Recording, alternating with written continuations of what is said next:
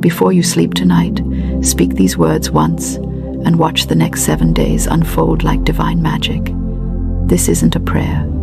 It's a command that heaven obeys. Welcome, sweetheart, to this special moment we're sharing together.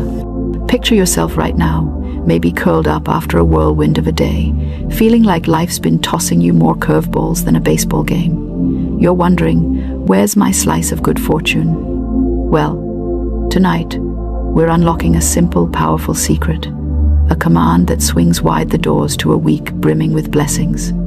It's not some pie-in-the-sky promise. It's a practical key to the abundance waiting just for you. Now, let me let you in on why our videos here hit different. While others churn out hour-long sagas or 2-hour snooze fests that leave you drained, we pack a punch in minutes, pure, transformative wisdom. No filler, just fire. Our viewers stay because they feel the shift, like a light bulb flicking on, without wasting a second of your precious time. So grab a cozy spot, maybe a cup of tea, and let's dive into something that'll spark a change for your next 7 days. I see you out there, my friend. I know that feeling, waking up to that pesky whisper. Why's life so stingy with the good stuff? Why do others glide while I'm trudging through mud? Maybe it's a job that's more grind than glory, relationships that feel like a tug of war, or bills that breed faster than roaches. Let's have a chuckle for a moment. Sometimes you catch your reflection and think, did I just lose a wrestling match with life? But beneath the laugh, it's real. That quiet ache, that sense the universe skipped your address when handing out blessings, it's heavy. You're not alone, dear one. So many carry that same weight, wondering if the good life is just for the lucky ones. Here's the heart of the matter and why it's a big deal. Your inner chatter, that sneaky voice playing Debbie Downer, is running the show. Without realizing it, we command our lives with doubts and fears. This'll never pan out, we grumble. Or, I'm not cut out for greatness. And life, ever obedient, dishes up more of the same. This isn't just about missing a raise or a lucky break. It's about dimming your own spark when you were born to blaze. When negativity rules, it's like slamming the door on blessings meant to flow freely. Imagine standing in a downpour, clutching an umbrella, then whining about being parched. That's what we do when we let fear call the shots. To make sense of this, let's lean on a timeless truth, the law of the spoken word, or the power of affirmation. Your words are seeds in the universe's garden. Sow complaints, and you'll reap a crop of thorns. Sow faith, and watch roses bloom. Ancient wisdom says, as you speak, so it is. Modern science backs it up. Positive affirmations rewire your brain, boosting optimism and spotting opportunities, per studies in positive psychology. It's not hocus pocus. It's how life works. Your words align you with the infinite good that's always there. Picture your life as a cosmic jukebox. If you keep picking sad tunes, that's what plays. Tonight we're punching in a new code. Blessings now. It's logical, philosophical, and practical all at once. Now, for the good stuff, how to make this work starting tonight. We'll keep it simple, with steps anyone can follow, no matter how frazzled your day's been. The command is, divine blessings flow to me now, unlocking abundance in every direction for the next 7 days.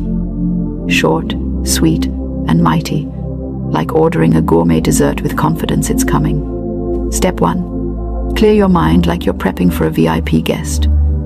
Before bed, find a quiet corner, your couch, your bathroom mirror, wherever you steal a moment. Close your eyes, breathe deep, and let go of today's gripes. Picture them as old junk mail, toss them out with a laugh. Adios, worry about that meeting. See ya, irritation at the slow Wi-Fi.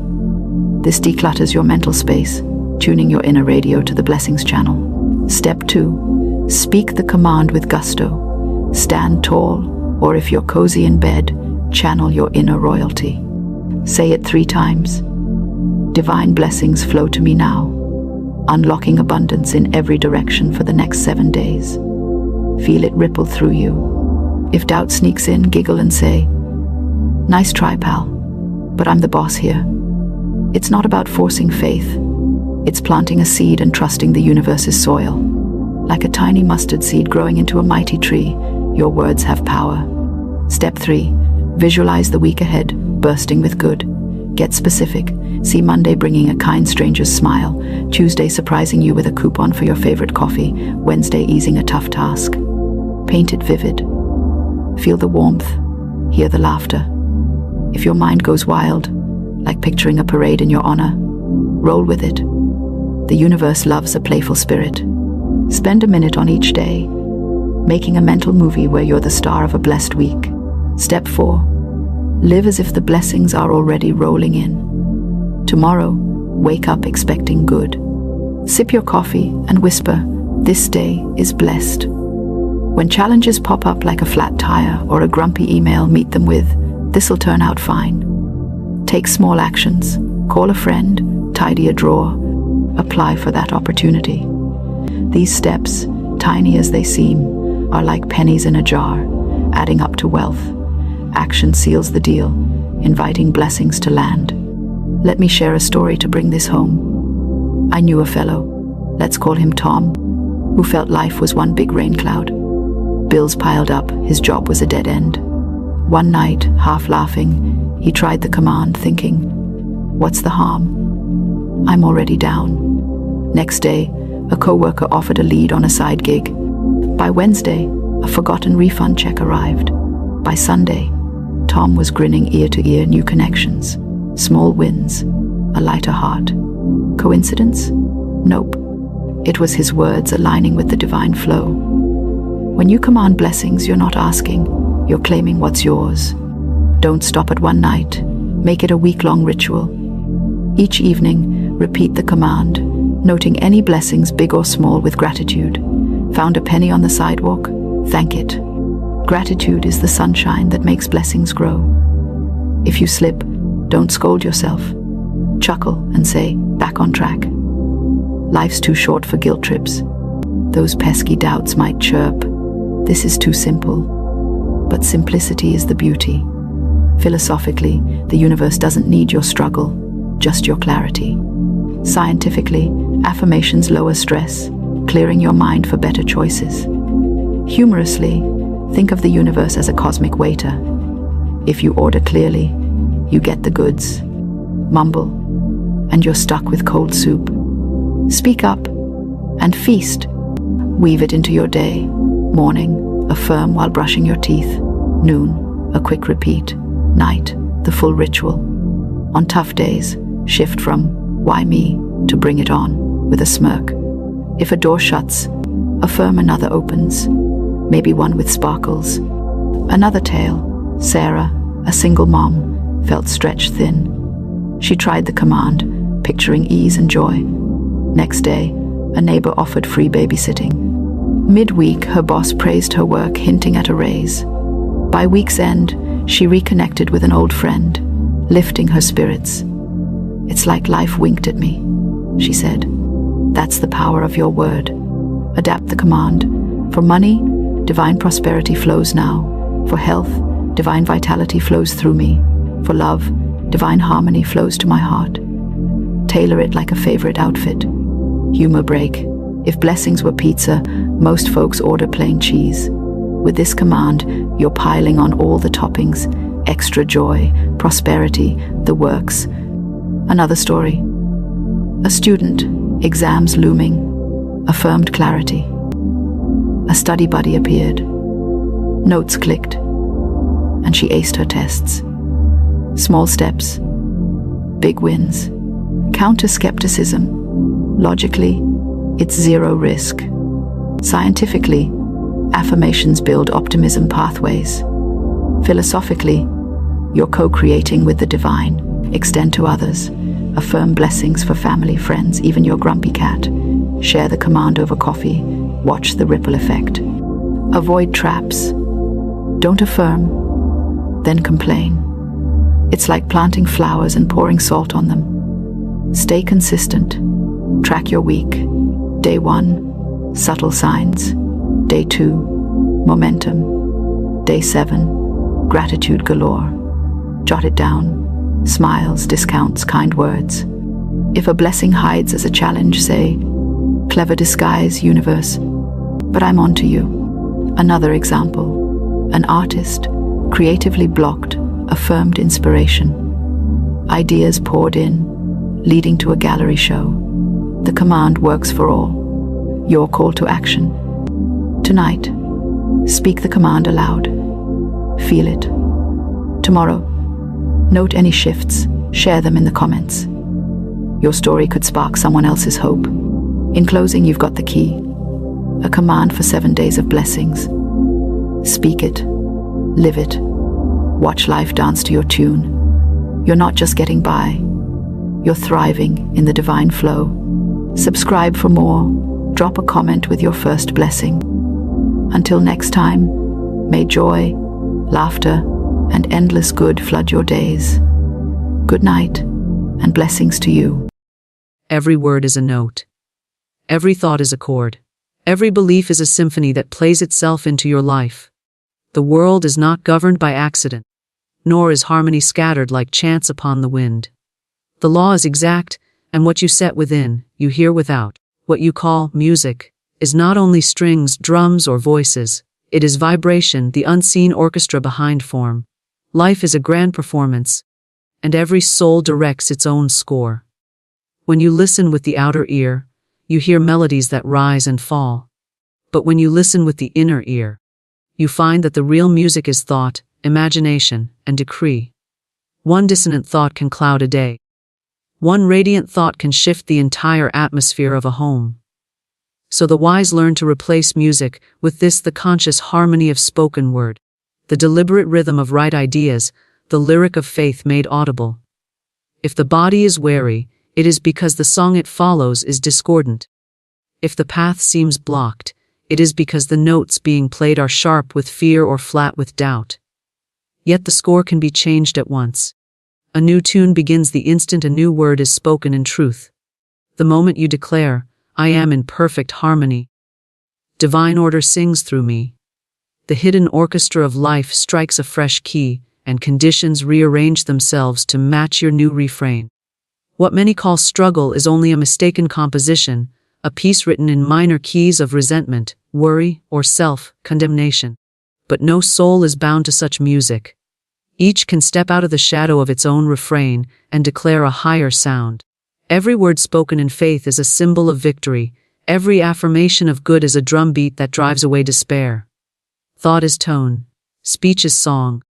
Action is dance. You need not wait for outer instruments to soothe or stir you. You need not beg for songs from the world. The living word is the eternal instrument, tuned to the divine. Within you, the sacred voice speaks, and when spoken with certainty, it commands every outer condition to move in rhythm with heaven's order.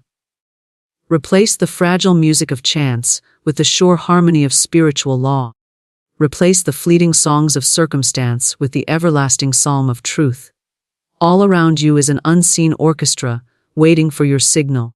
Every circumstance is a note that obeys the conductor's baton. The conductor is your consciousness, and the baton is your spoken decree. Declare beauty, and beauty marches in. Declare abundance, and abundance strikes the chords of opportunity. Declare health, and the cells of the body sing in unison. This is the real music, the eternal vibration that bends the seen world into form. Every word is a note. Every thought a sound that reverberates through the unseen ethers. And every belief a whole composition that plays itself out upon the stage of daily life.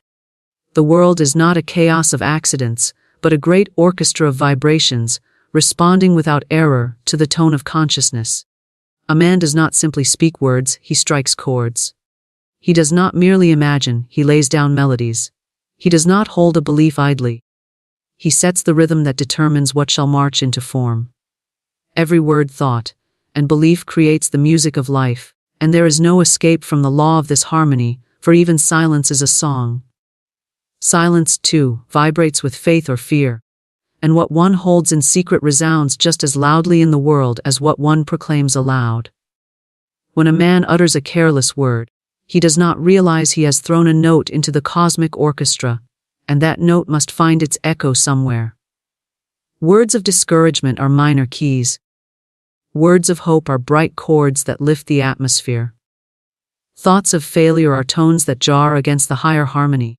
Thoughts of victory rise as trumpets, clear and bold, calling success into manifestation.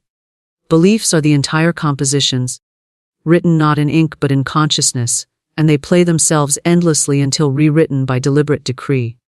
Thus, every human being is a composer of his own destiny, and the instruments of that destiny are not strings or horns, but the very faculties of mind and speech. When one says, "I can't," the orchestra of life plays a song of resistance and closed doors. When one says, "I can," the trumpets sound and pathways open. When one holds a thought of poverty, the music becomes heavy and dragging, and opportunities seem to dissolve in the mist. When one holds a thought of plenty, the rhythm quickens, the dance begins, and doors swing wide. Beliefs of limitation are low, repeating bass notes that weigh upon the soul. Beliefs of freedom are high, soaring themes that carry the individual into new fields of expression. Nothing in life is silent, for every consciousness is a living score, and the outer world is but the echo. The child who grows up hearing constant words of fear absorbs those tones until his own life hums with the same refrain. The child who grows up surrounded by words of love and assurance carries that harmony into every field of endeavor. Yet no man is bound forever to the song he first heard. He may rewrite the composition of his life at any moment by choosing new words, new thoughts, new beliefs. The past is but an echo that fades when a new note is struck, and no discord is so strong that it cannot be dissolved by the clear tone of truth. One must become as careful with words as a musician is with notes. A careless musician jars the ear, a careless speaker jars the whole harmony of his affairs. To say, "I am weak," is to strike a dissonant note that vibrates through the body. To say, "I am strong," is to lift the body into rhythm with health.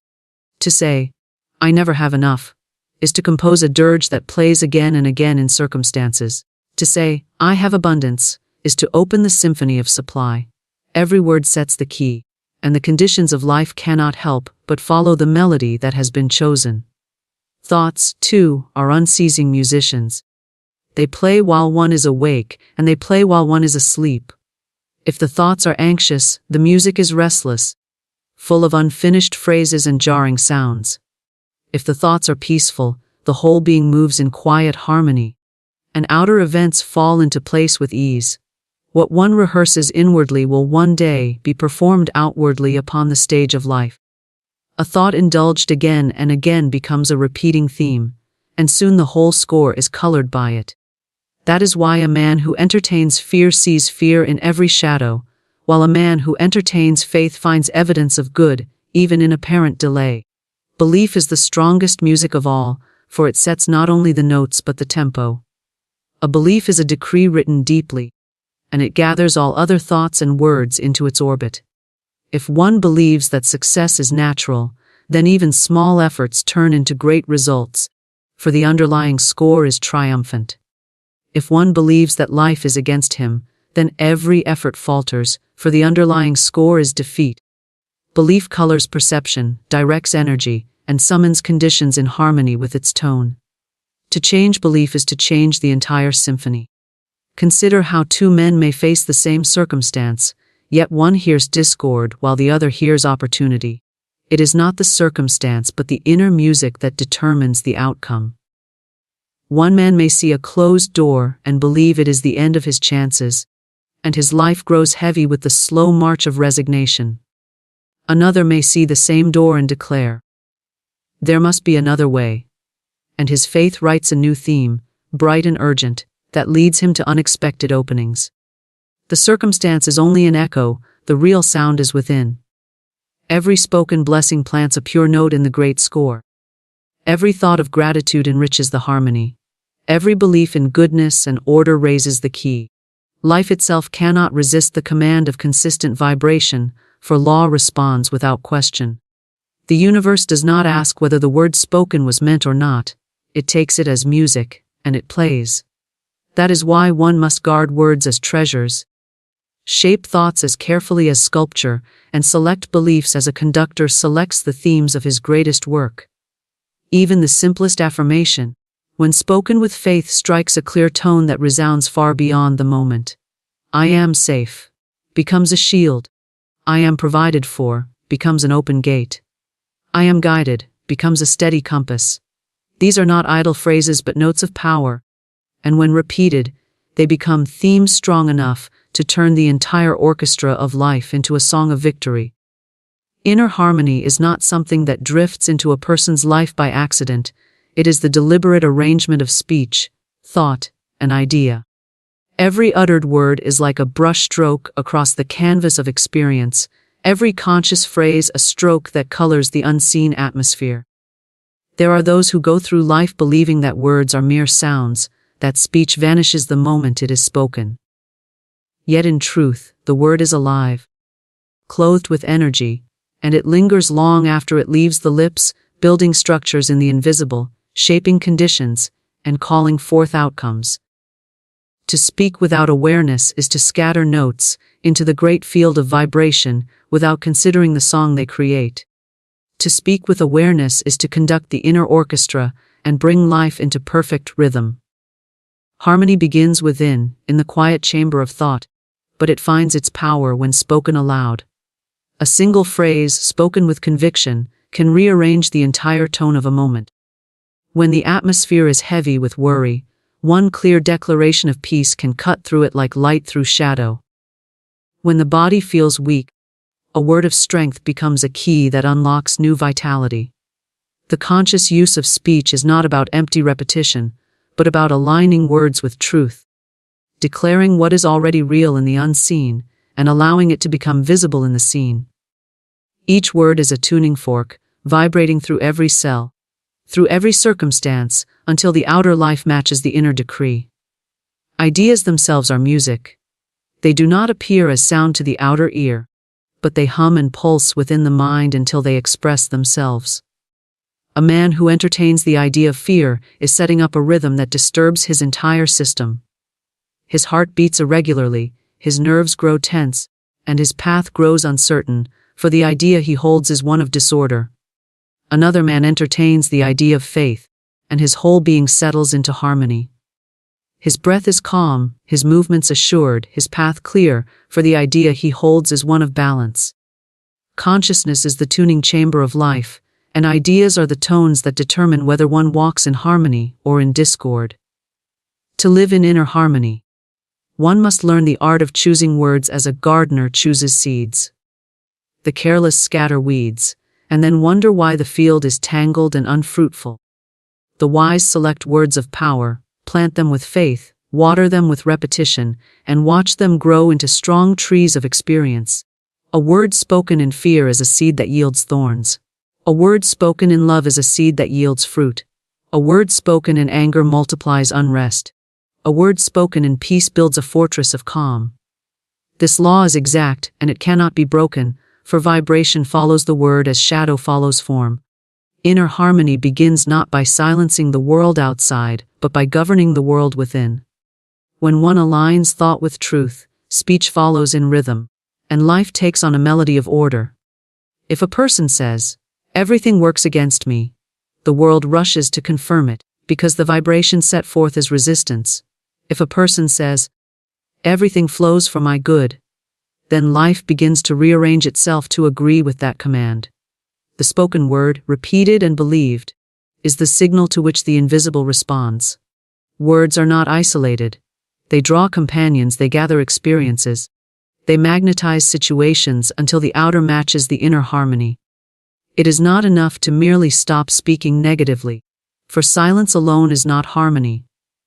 Silence must be filled with right speech, just as a void must be filled with light. To say nothing is to leave the music unfinished, but to speak words of life is to complete the chord.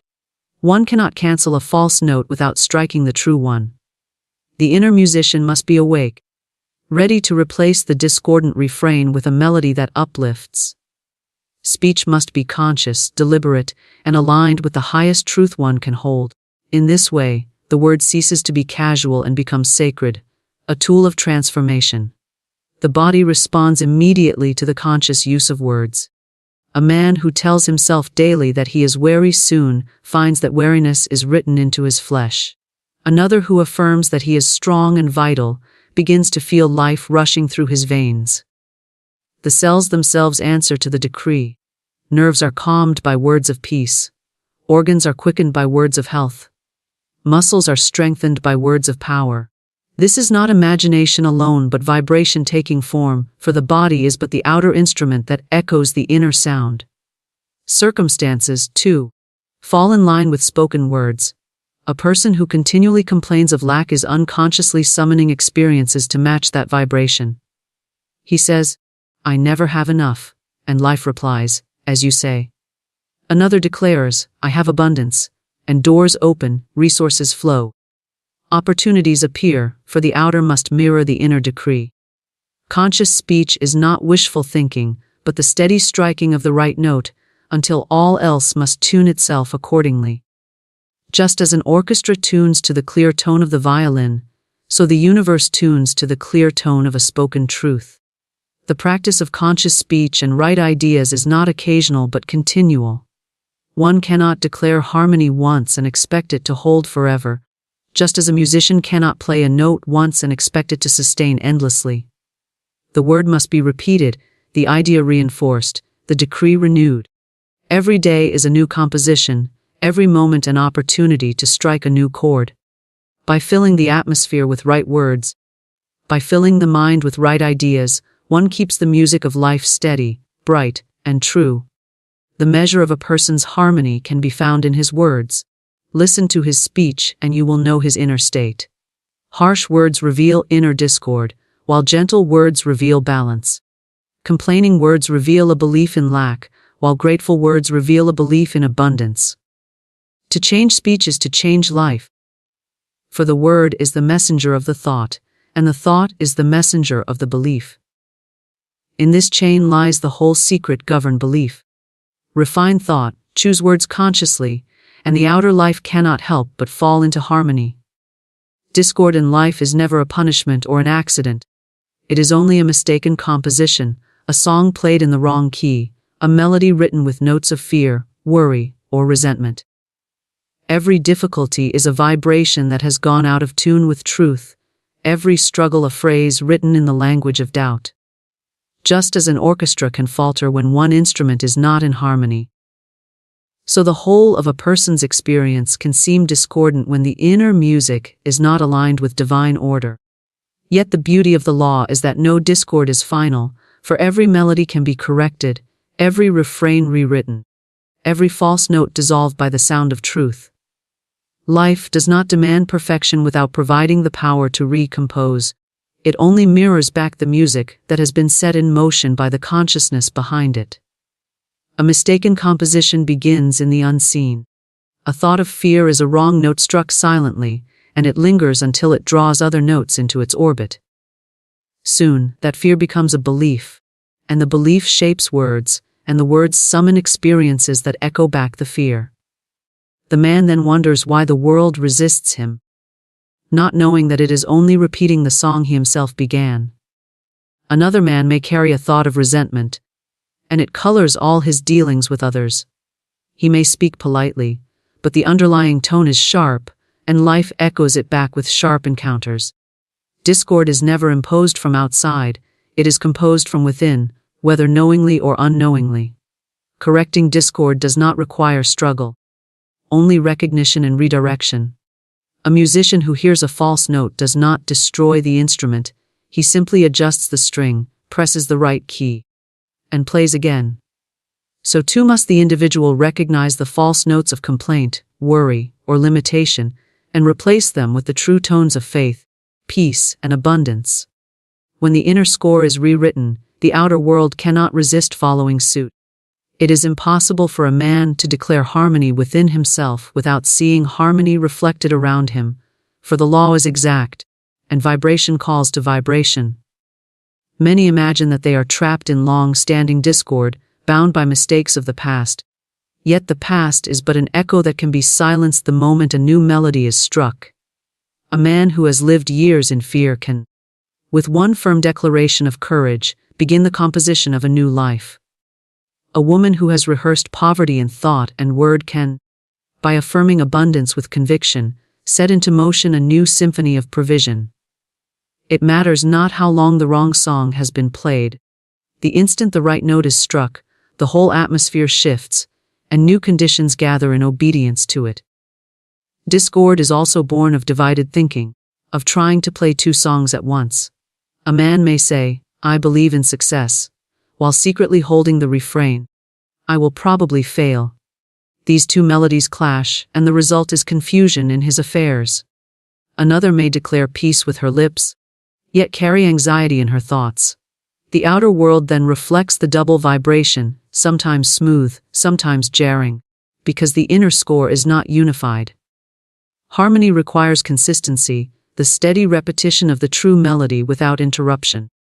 Just as a song becomes familiar when played often, so truth becomes the dominant refrain when repeated in thought, word, and belief. Every discord points the way to correction. Illness is the body's signal that the score has been written with notes of fear, fatigue, or self-criticism. Lack is the signal that the composition carries themes of limitation or unworthiness. Broken relationships are signals that the melody has been infused with resentment or harshness. None of these are final. They are only reminders that the inner music must be rewritten. The moment one changes the key, the outer begins to follow. To declare, "I am whole," is to dissolve the discord of illness. To affirm, "I live in abundance," is to correct the discord of lack. To speak, "I am love," is to smooth the discord of strained relationships. The great error is believing that discord has power of its own. Discord is nothing more than the absence of harmony, just as darkness is nothing more than the absence of light. When the light is switched on, darkness cannot resist. When the true note is struck, discord cannot remain. To give power to struggle, to fight against it, is only to play the false note more loudly. The wise do not resist discord, they replace it. They turn from the mistaken refrain and strike the chord of truth until it fills the atmosphere. Soon the discord fades, not because it was defeated, but because it was dissolved by the greater harmony. Consider the man who constantly speaks of misfortune. He believes the world is against him, and so his life becomes filled with small delays, lost opportunities, and disappointments. This is not because fate has singled him out, but because he has written his life in a minor key, and everything echoes that vibration. Another man, faced with the same circumstances, declares, "Everything works together for my good." His words create a bright, uplifting refrain, and soon even obstacles turn into stepping stones, delays into redirections, and losses into openings. The difference lies not in the outer world, but in the inner composition. Just as an orchestra tunes before it plays, so the individual must tune consciousness each day. The wrong notes of yesterday must not be carried into today. By beginning with words of truth, by filling thought with harmony, by holding beliefs of order, the whole day becomes a melody of peace. If discord arises, it is simply an opportunity to tune again, to correct the note, to realign the score. Life is not a single performance but a continual composition, and at any moment the music may be lifted into higher harmony. The power to correct discord lies in the spoken word. Thought may wander, belief may waver, but the word spoken with authority strikes a tone that cuts through confusion. To say aloud, "I am in perfect harmony," is to set the vibration clearly, and the body, the mind, and the outer world begin to arrange themselves in agreement. Words are tuning forks, they send out waves that align the entire atmosphere. When spoken consistently, they overwrite the mistaken composition and establish a new symphony. No discord is permanent. No mistaken refrain is too strong to be corrected. The law of harmony is greater than the error of discord, and truth always waits to be declared. The moment a man refuses to rehearse the old tune of fear, worry, or limitation, and instead strikes the chord of faith, peace, and abundance, the music of life changes. What was once confusion becomes clarity. What was once struggle becomes ease. What was once sorrow becomes joy. Discord is only the reminder that a higher song is ready to be played. The spoken word is not sound alone, it is vibration clothed in authority. carrying the power to command conditions and rearrange the very fabric of experience. Words are not empty, they are living currents sent into the unseen, and once released they gather matter, circumstance, and event to themselves. A casual phrase may seem harmless, yet it sets a note in motion that must echo. A declaration made with faith is a decree, and the universe, exact in its response, shapes itself to agree with it. This is why the tongue is described as sharper than a sword, for it cuts paths unseen, it pierces the silence, and it writes the script of life. The body responds instantly to the spoken word. A man who says, "I am weary," invites his whole system to echo that refrain, and muscles slacken, nerves lose strength, and vitality diminishes. Another who speaks, "I am strong, I am renewed," stirs life into every fiber, and the very cells take on the rhythm of that declaration. Speech is the bridge between thought and manifestation. A thought may hover like a cloud, but when spoken, it condenses into rain, falling into form. The word carries the blueprint outward, giving invisible ideas weight and sound that the world cannot ignore. Circumstances are obedient servants of speech. They have no will of their own. They are clay that shapes itself according to the vibration that reaches them. A person who continually says, "Nothing ever works out for me," unknowingly sets the mold into which his affairs must fit. Delays, obstacles, and disappointments gather, not as punishments, but as echoes of his decree. Another who affirms, "Everything flows to me in perfect order," finds doors opening, paths clearing, and opportunities arriving, for the conditions of life cannot resist the clear tone of a spoken command. The difference is not chance, it is law responding to vibration. The spoken word does not act alone, but carries within it the belief of the speaker. An idle phrase said without conviction has little force, but when the word is joined with faith, it becomes irresistible.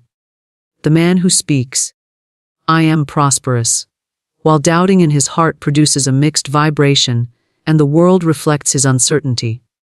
But the one who speaks it as truth, with conviction burning behind it, sends forth a pure tone, and the outer world arranges itself to prove him right.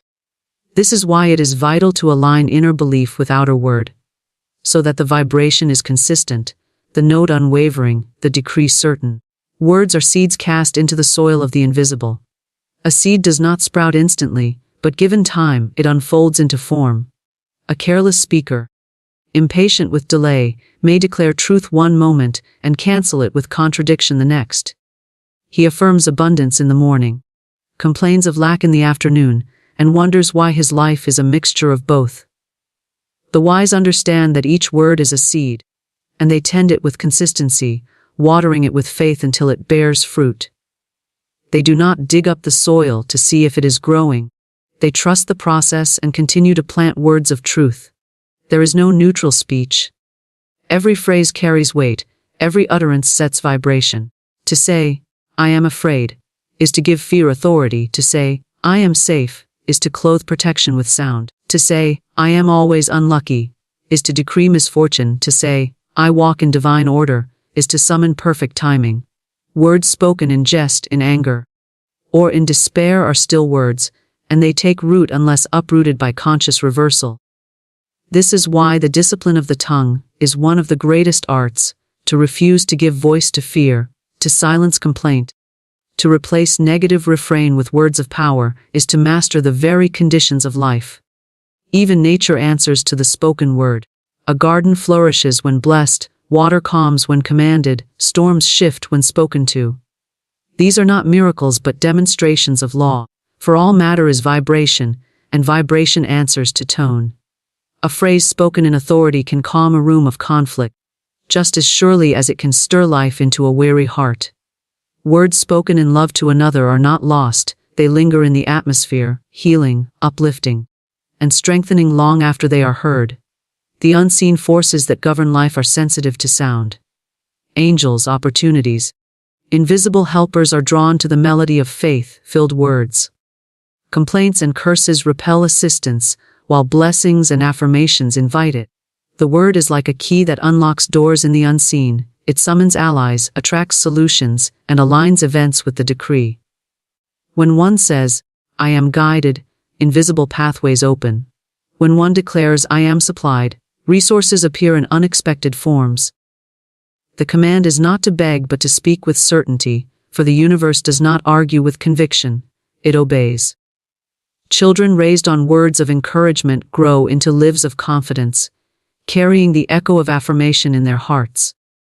Those who are surrounded by harsh or fearful speech grow into the melody of those words, until they learn to speak differently for themselves. This is proof that the spoken word plants seeds in every listener as well as in the speaker. It is power multiplied, shaping not only the one who utters it, but all who receive its vibration. One person declaring truth can lift the atmosphere of a whole household, just as one constant complainer can bring gloom into any gathering. The authority of the spoken word is magnified by repetition. A single declaration may set vibration, but repeated daily, it becomes a drumbeat that nothing can resist. Just as a river cuts through stone by steady flow, so repeated affirmations carve new channels in consciousness until the outer world is compelled to follow. Consistency is the strength of speech. It trains the mind, it engraves the belief, it sends the same tone again and again until harmony is established. The speaker who persists in affirming truth cannot fail to see it manifest, for the law does not tire, it simply reflects what is given it. There is also rhythm in the spoken word. The tone of voice, the speed of delivery, the emotion behind it, all are part of the vibration. A harsh word jars more deeply than a calm one, just as a gentle blessing carries further than a hurried remark. The wise do not only choose their words but deliver them with poise, with authority, with the rhythm of certainty. In doing so, they become conductors of harmony, setting the atmosphere wherever they go. The word is more than expression, it is command. It does not merely describe life, it shapes it. When one says, "This is too hard," the weight of hardness is laid upon the path. When one says, "I do all things with ease," the way lightens beneath the feet. The difference lies not in the challenge but in the decree. Speech does not reflect reality, it creates it. This is why the one who speaks life, peace, and victory continually finds them multiplying, while the one who speaks defeat and despair finds them growing stronger. Every tradition that has endured holds the spoken word as sacred, whether as prayer, chant, mantra, or decree. This is because the ancients knew that sound carries power, that words are not symbols alone but forces. To speak is to shape energy, to declare is to mold substance, to affirm is to command. The authority of the spoken word is woven into the law of vibration itself, and once understood, it becomes the greatest instrument of harmony a person can wield. Consciousness is the conductor of life, and the unseen orchestra of circumstances waits silently for its direction. Every event, every encounter, every condition in the outer world is like an instrument, poised and ready, responding to the subtle signals given by the inner mind. Some conduct unconsciously, waving their baton with random gestures of fear, worry or doubt, and the orchestra answers with confusion, discord, and unfinished melodies. Others, awake to the truth, lift the baton with certainty, guiding every section into harmony, commanding each instrument to play its part in perfect order. The law is exact, and the music played in the mind becomes the music heard in experience. When the conductor raises the baton with a clear intention, the players do not hesitate. The violins lift their bows, the horns prepare their breath, the drums stand ready to strike. Consciousness works the same way. A single thought of confidence summons opportunities, aligning them with precision. A declaration of peace quiets conflicts, both within and without. An affirmation of abundance calls forth resources, not from one direction alone but from many, as if the whole orchestra of life has been waiting for its cue. The unseen responds to the signal, because consciousness has spoken, and vibration has set the tempo. Every man and woman is conducting at every moment, whether knowingly or unknowingly.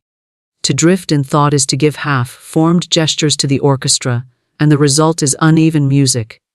To dwell on fear is to emphasize the minor key, and life plays a melody of disappointment and delay. To fix the mind on resentment is to command the brass to blare out harsh tones. and the atmosphere fills with strife. Yet when consciousness aligns with truth, when the baton is lifted in the rhythm of faith, every instrument joins in harmony. The strings sing with beauty, the horns lift with courage, the drums beat with victory, and the entire score resounds with balance. Circumstances are not rulers but servants. They do not choose their own notes. They only echo the pattern given to them. The man who believes he is unlucky is conducting his orchestra to play a tune of loss. The woman who believes she is destined for struggle is waving her baton toward a song of hardship. They wonder why life brings them such melodies, not realizing they themselves are giving the signals. Consciousness does not ask whether the notes chosen are pleasant or painful, it merely directs, and the instruments obey. This is why awareness is the beginning of mastery, for one must know that he is conducting before he can change the song. A conductor does not blame the orchestra when the music falters.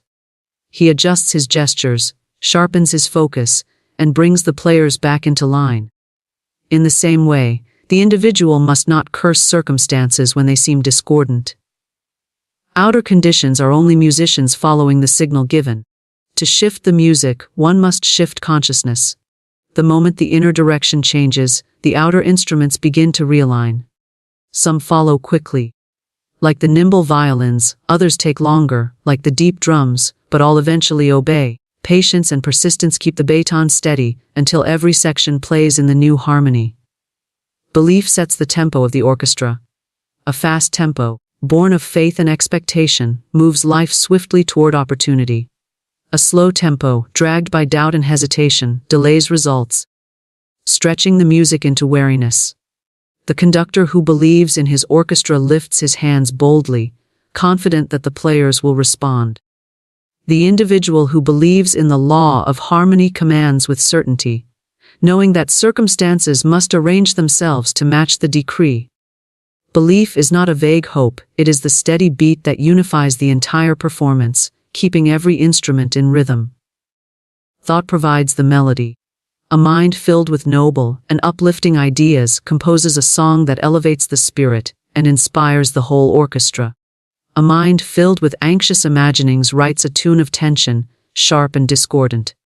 The melody guides the direction of the piece, and life cannot help but follow its rise and fall.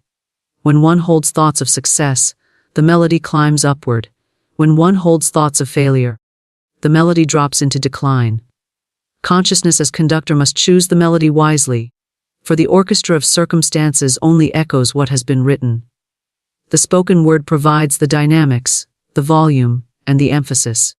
A conductor may lift his baton gently for a soft passage, or strike it down sharply for a burst of sound. In the same way, speech amplifies the melody of thought, giving it power to resound in the outer world. A quiet belief, when spoken aloud with conviction, grows into a commanding force that moves conditions swiftly. Words are the cues that summon the instruments to play louder, clearer, stronger. Without speech, the music remains faint. With speech, it fills the hall of experience. Every section of the orchestra represents an aspect of life. The strings are the emotions, coloring every moment with warmth or coldness. The brass are opportunities, bold and direct, announcing themselves with clarity. The woodwinds are relationships, weaving in harmony or clashing in discord. The percussion is the body, steady or faltering depending on the rhythm set. Consciousness stands at the center, baton in hand, deciding whether these sections blend into a symphony or collapse into chaos. When directed with mastery, each plays its part in balance, creating a composition of joy, peace, and abundance. A conductor does not demand perfection from the start. He rehearses, corrects, adjusts, and guides the players until the music grows clear. Likewise, the individual must guide his consciousness patiently. A lifetime of careless gestures may have trained the orchestra into playing discord, but with steady practice, the music can be corrected.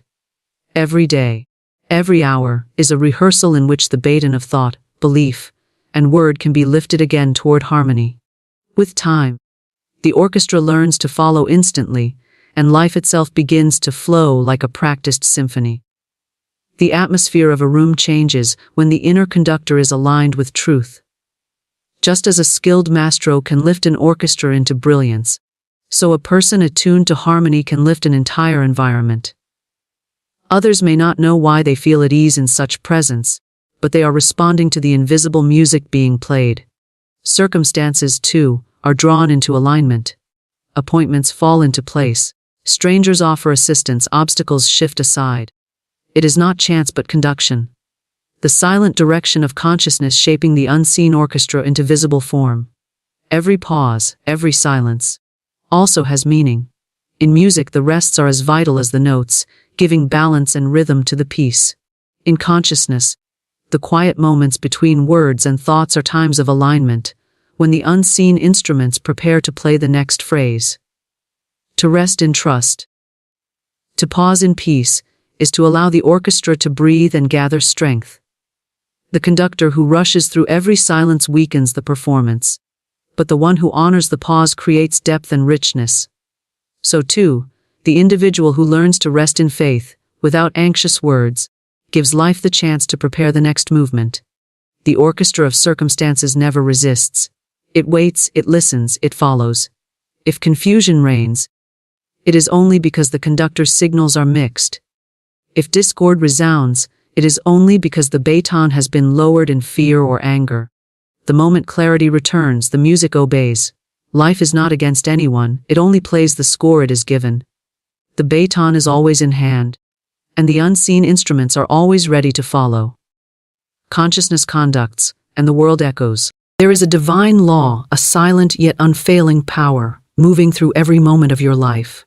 It is unseen but not unfelt, invisible yet undeniable, always seeking expression through faith, expectation, and unwavering belief. When you expect something with a heart free of fear, you make a clear pathway for it to rush toward you. Money, like every form of supply, is simply a current, a river that flows not to the anxious, but to the one who stands calm and expectant. To expect money in 33 minutes is not to beg or to doubt. It is to claim what is already yours in the invisible realm. The universe is abundant, overflowing with wealth, opportunities, and blessings waiting for a mind bold enough to expect them. The moment expectation is born, a seed is planted, and like a seed, it does not question whether it will grow. It knows the sun will rise, the soil will nourish, and the roots will reach what they need. So too must your faith take root in expectation. The number 33 is not a barrier of time, but a vessel. When you set the clock, you give your faith direction. You say to the universe, I believe now. And in that belief, the law goes forth, arranging, aligning, preparing. There is nothing hurried in divine law. It is precise, perfect, and immediate. You do not chase money. You do not plead for it. You stand still, and the supply finds you. Your words, your thoughts, your emotions, they are magnets. If they are tangled in fear, they repel. If they are anchored in certainty, they attract. Speak within yourself. I now expect the perfect flow of money. I see it, I feel it, I welcome it. Do not concern yourself with the how or who. That is not your work. Your work is expectation. In these 33 minutes, every doubt must fall silent. You must refuse the voice that says, it's impossible, for that is the voice of illusion. The truth whispers softly, it is already done. When your mind aligns with that truth, miracles unfold not as exceptions but as the natural order. The unseen hand moves swiftly when you release resistance. What you expect with a calm heart you draw near. As a magnet draws metal, your unwavering expectation draws money, opportunities, and prosperity. The moment you say, I expect, the law answers, it is given. This is not fantasy. This is spiritual mathematics. Plant your expectation firmly, and the universe will obey. For the law is not swayed by doubt or delay, it is swayed only by belief. Pure, uncluttered, radiant belief. Your supply is closer than breath, nearer than thought. It waits not for time, but for your command. And when your expectation becomes clear, the river of money flows freely, effortlessly, and precisely on time. Visualization activates unseen supply, for there is a hidden current that moves before the eye can see it, before the ear can hear it, before the hand can touch it. It is the silent architect of circumstances, shaping and forming experiences in response to the quiet power of belief. When you expect something with conviction, not half-hearted hope, not fragile wishing, but deep, unshakable expectation, you open an invisible gate that allows the supply to flow toward you.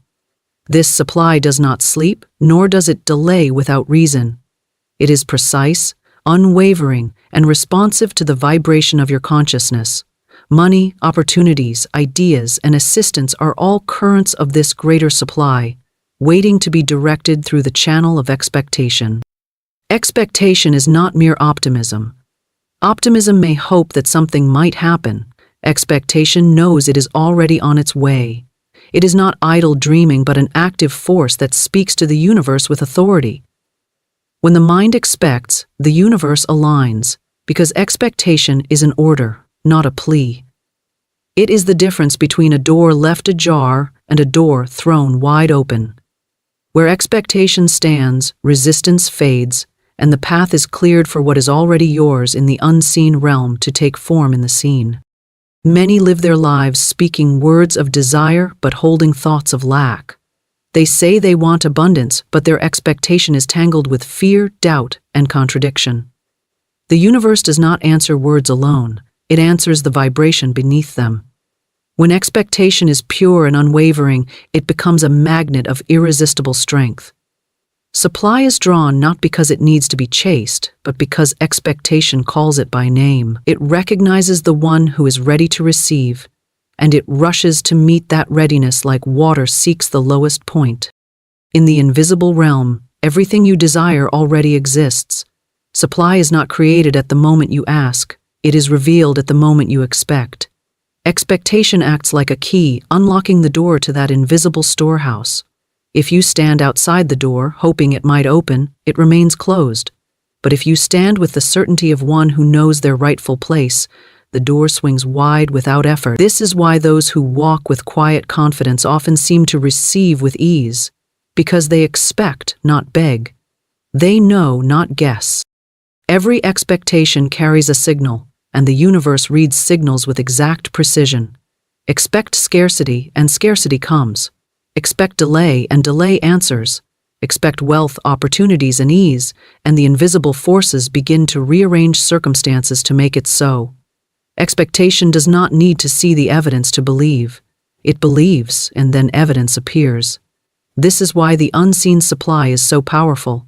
It is not bound by appearances. Appearances may speak of lack, but expectation speaks of abundance, and the unseen listens to the louder voice. To activate unseen supply through expectation, the mind must be disciplined. It must be cleansed of the habitual thoughts of worry, of wondering how things will happen, of counting obstacles instead of certainties. Expectation is clear, steady, and unwavering. It does not pace back and forth in doubt. It sits in stillness, knowing the law is already in motion. Just as a farmer does not dig up the seed every hour to check if it is growing, one who expects does not question the process once the order is given. The farmer knows the soil works in silence. So does the universe. Unseen supply is like an ocean waiting for a channel. Expectation is the channel.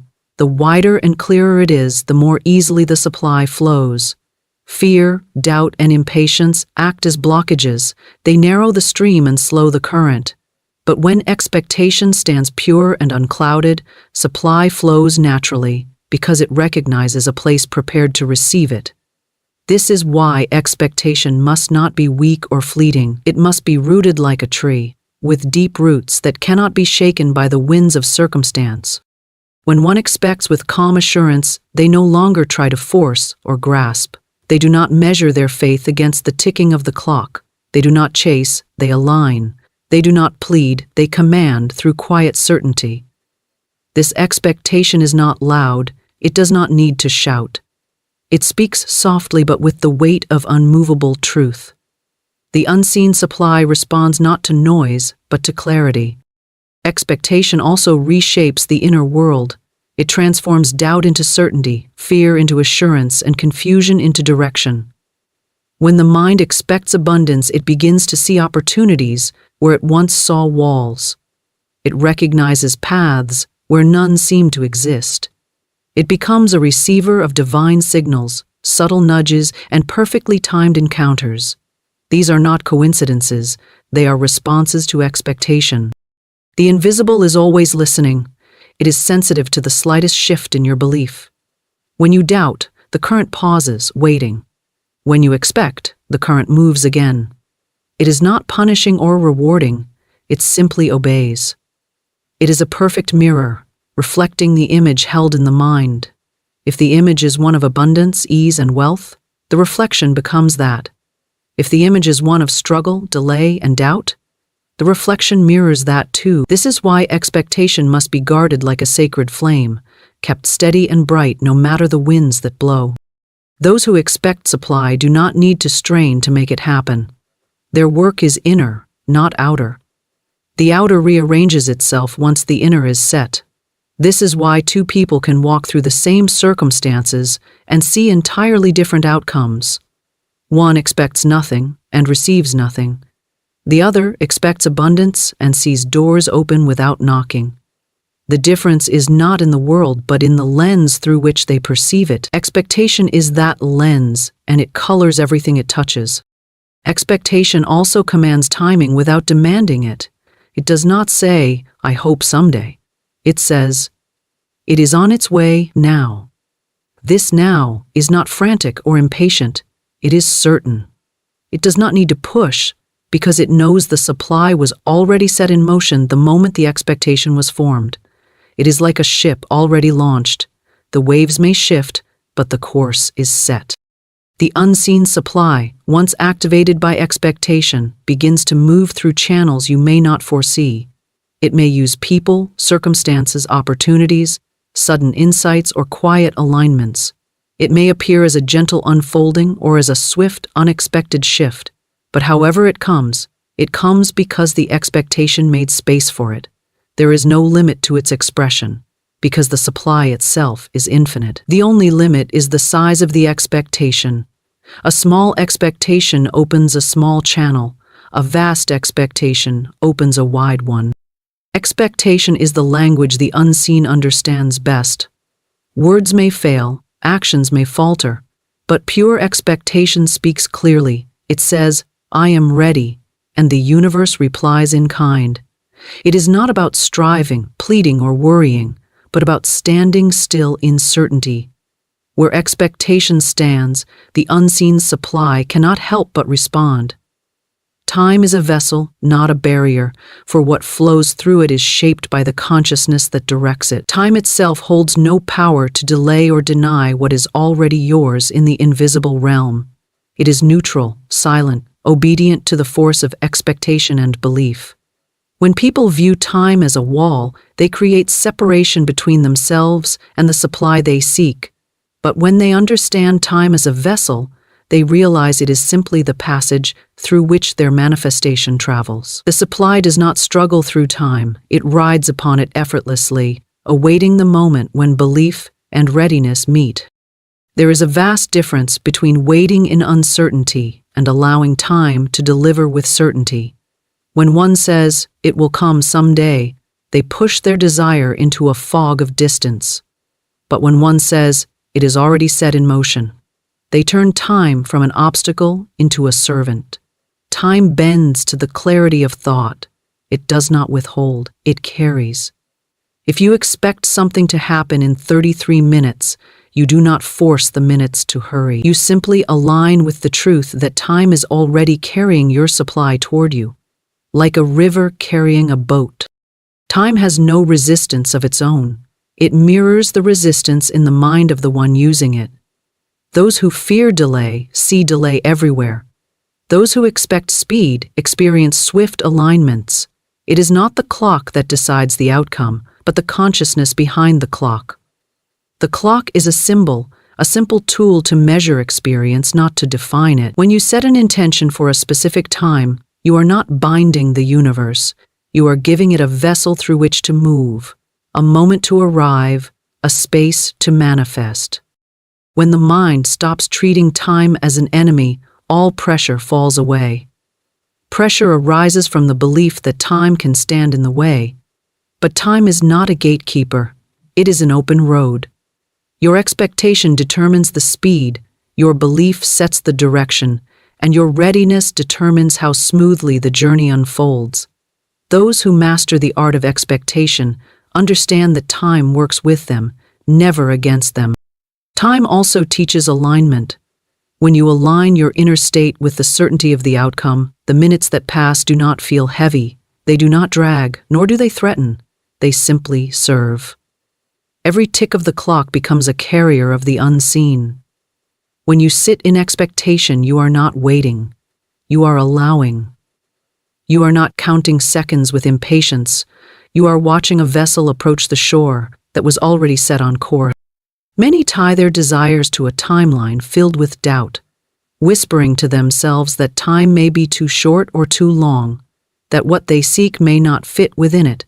But time does not decide what is too short or too long. It only obeys the strength of conviction. If you decide that your supply can arrive in 33 minutes, time will not argue with you. It will simply carry out the command written in the language of expectation. This is why when faith is firm, time seems to bend. People speak of miracles that happen suddenly, unexpectedly, but it is not time that changed. It is belief that cleared the way for the supply to arrive without hindrance. Time is not slow when faith is swift. It is not delayed when expectation stands unwavering. It moves at the speed of certainty. If you trust the process, every moment between now and the arrival becomes an ally, not a foe. To see time as a vessel is to remove all fear of waiting. Waiting, in its fearful form, is filled with doubt. But allowing is filled with quiet strength. The one who allows does not tap their fingers or question the minutes. They understand that just as a ship does not appear the instant it is spotted on the horizon, neither does supply manifest before the vessel of time carries it to the appointed moment. The ship was already on its way, it simply needed to arrive. When expectation is set, time begins to work invisibly. It gathers, arranges, moves people and circumstances like a silent conductor. What seems like stillness to the untrained eye is in truth a delicate choreography unfolding behind the scenes. When your belief is calm, you no longer demand proof in every second. You trust that time is doing its work, that the invisible is weaving the visible. The vessel is already moving. Time also gives space for your consciousness to prepare. Sometimes the supply is ready, but the receiver is not yet in the state to hold it. Time in such moments is not delay but grace. It is the stretch that allows your vibration to align, your mind to accept, your hands to be open. Without this vessel, the arrival might go unnoticed or unclaimed. When you trust time, you no longer wrestle with impatience. You understand it as part of the law. Every second carries possibility, but it is your belief that shapes what that possibility becomes. If you see the 33 minutes as a wall to overcome, your energy tenses, your expectation weakens, and your command fades. But if you see it as a golden vessel carrying your abundance, the very air shifts. Each minute feels alive, filled with quiet assurance. You no longer wonder if it will happen. You know it is already happening beneath the surface. To trust time is to trust the unseen. It is to accept that the universe works in ways not visible to the eye. The caterpillar cannot see the butterfly it will become, yet time is the vessel through which the transformation happens. So too with money, opportunity, or blessing. They exist in form unseen, and time is the bridge that carries them to the shore of visibility. When you hold unwavering expectation, the bridge holds firm. Those who fear time give power to the clock. Those who trust time hold the power within themselves. When you command time with certainty, it bends not as a servant in chains, but as a willing ally. It arranges without struggle. It delivers without delay. It is not about controlling time, but about aligning with its flow. The river does not resist the current, nor does the vessel struggle against the water when it is guided by clear direction. Time becomes gentle when you trust it. The minutes no longer feel like chains, but like steps on a sure path. Each step brings the unseen closer. Each moment opens the door a little wider. Expectation rides upon time like a bird upon the wind, not needing to flap against it, but carried by its steady movement. This is why when a person declares their intention and couples it with unwavering belief, time ceases to intimidate. The 33 minutes become a sacred vessel, holding within them the unseen flow that is already on its way. There is no rush, no panic, no pleading. There is only a calm knowing that what has been claimed will arrive at the appointed moment, carried perfectly, effortlessly by the vessel of time faith draws. Faith repels, for faith is the great magnet of the unseen, and fear is the hand that pushes away what is already reaching toward you. The law does not respond to need. It responds to the vibration you hold. Faith whispers, "Come," and all things unseen begin to move closer, aligning themselves with the certainty in your heart. Fear whispers, "Stay away." And the same things hesitate at the edge of manifestation, unable to pass through the wall you have built with doubt. Faith is not loud, but it is powerful. It does not have to shout, because its language is recognized immediately by the unseen forces. It speaks in calm, steady tones that cannot be misunderstood. When you hold faith, your very energy changes. It becomes expansive, receptive, magnetic. It creates a vacuum that supply rushes to fill. Faith does not beg for proof because faith is proof in itself. It claims the result before the result is visible, and because it claims it, the universe must respond in kind. Fear, on the other hand, contracts. It closes doors that were already open. It clouds the vision and clutches tightly, believing that by holding on it can control the outcome, yet in truth, it is pushing the outcome further away. Fear does not speak the language of abundance. It speaks the language of lack. Where faith says I have, fear says I might lose. Where faith says it is done, fear says, what if it never happens? The unseen listens, and it answers whichever voice is stronger. Faith is the state of mind that draws supply effortlessly. It requires no force, no tension. It stands calm like a beacon, and the unseen is drawn to it like iron filings to a magnet. It does not chase what it desires, it attracts it. This is why those who live in faith often receive with ease. It is not because they are lucky, but because they are open channels through which the supply can flow without resistance. Fear is a dam that blocks the river of abundance. No matter how great the current, it cannot flow through a wall of doubt. You can ask, hope, and plead, but if fear remains, the flow remains stalled.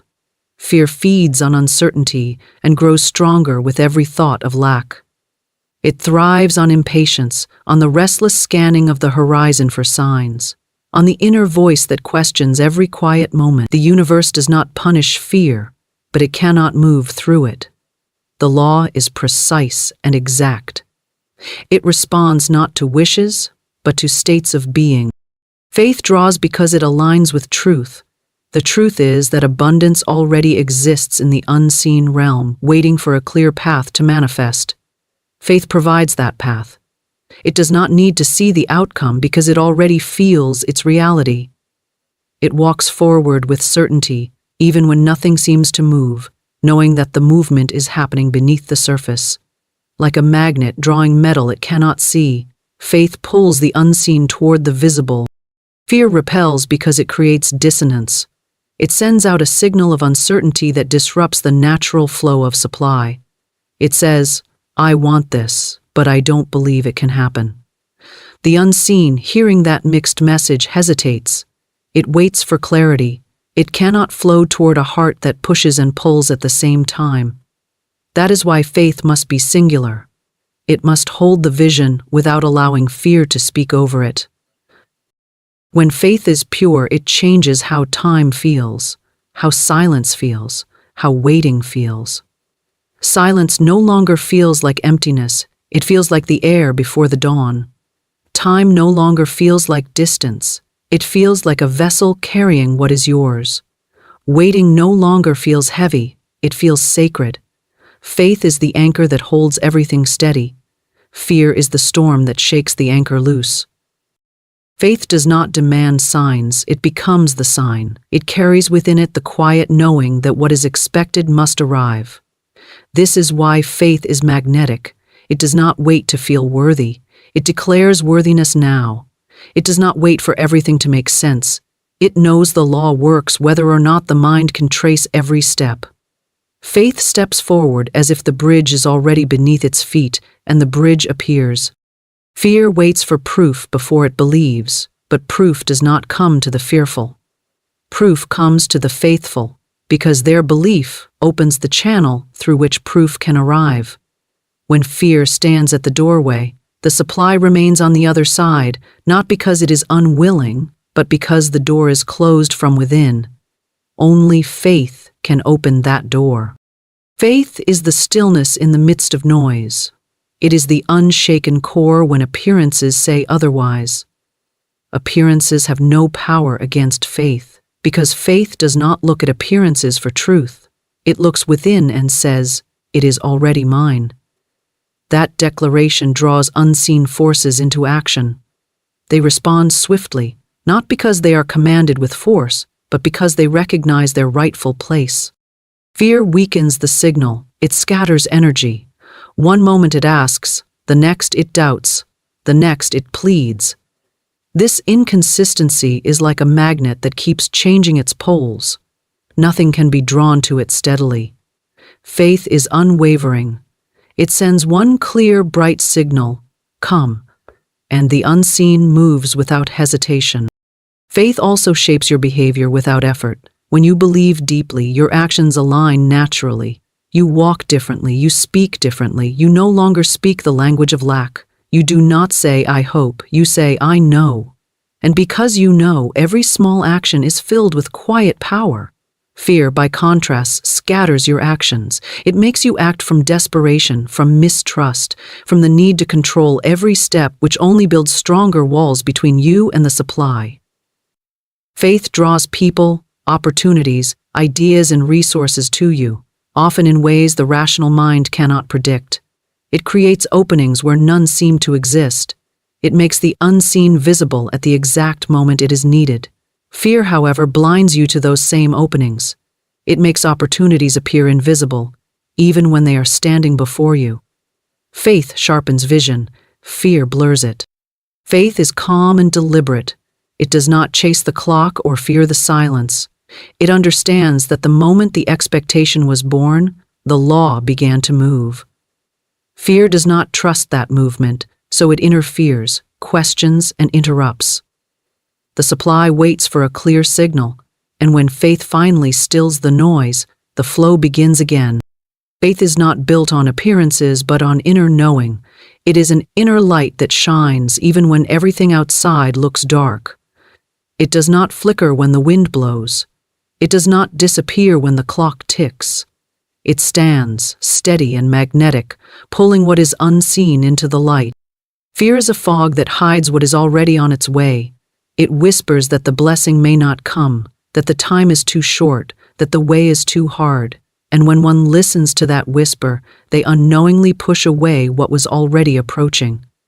The unseen responds to the vibration, not the plea.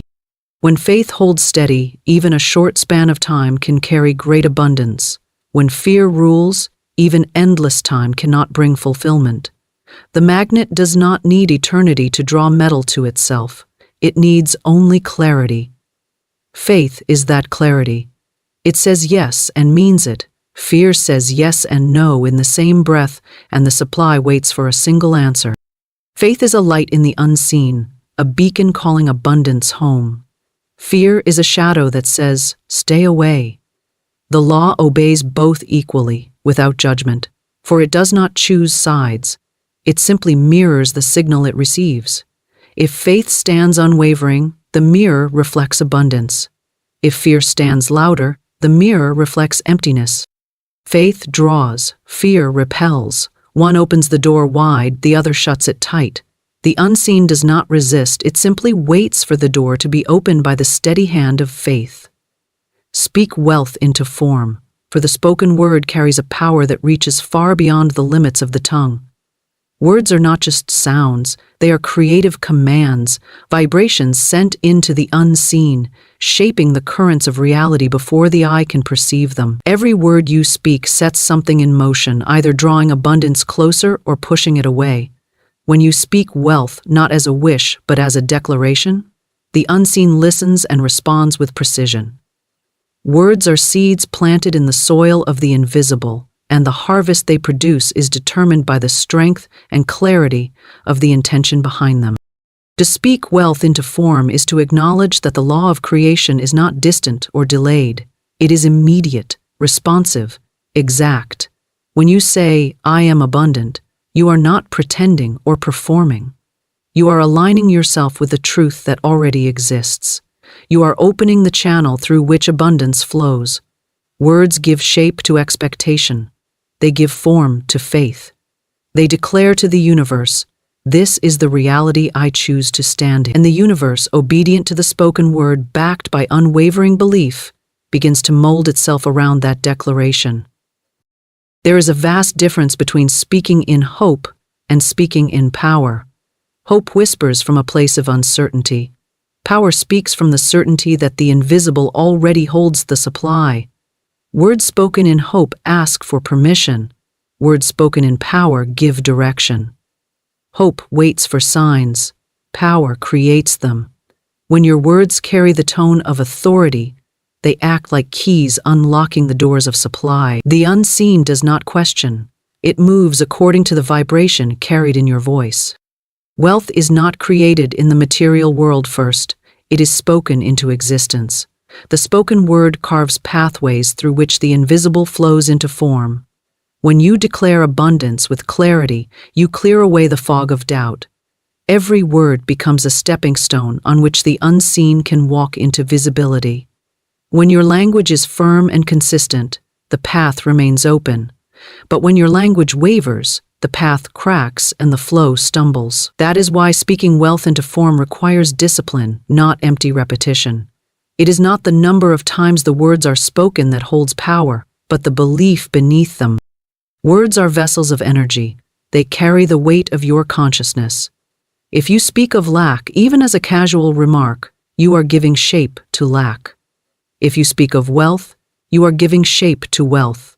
The law does not distinguish between what you mean lightly and what you mean seriously. It responds to the vibration behind the words. A single word spoken with unwavering certainty can carry more power than 1,000 spoken in doubt. This is why you must guard your language carefully. What you speak today becomes the structure you live in tomorrow. When you speak wealth, you do not speak as one begging to receive. You speak as one who already possesses.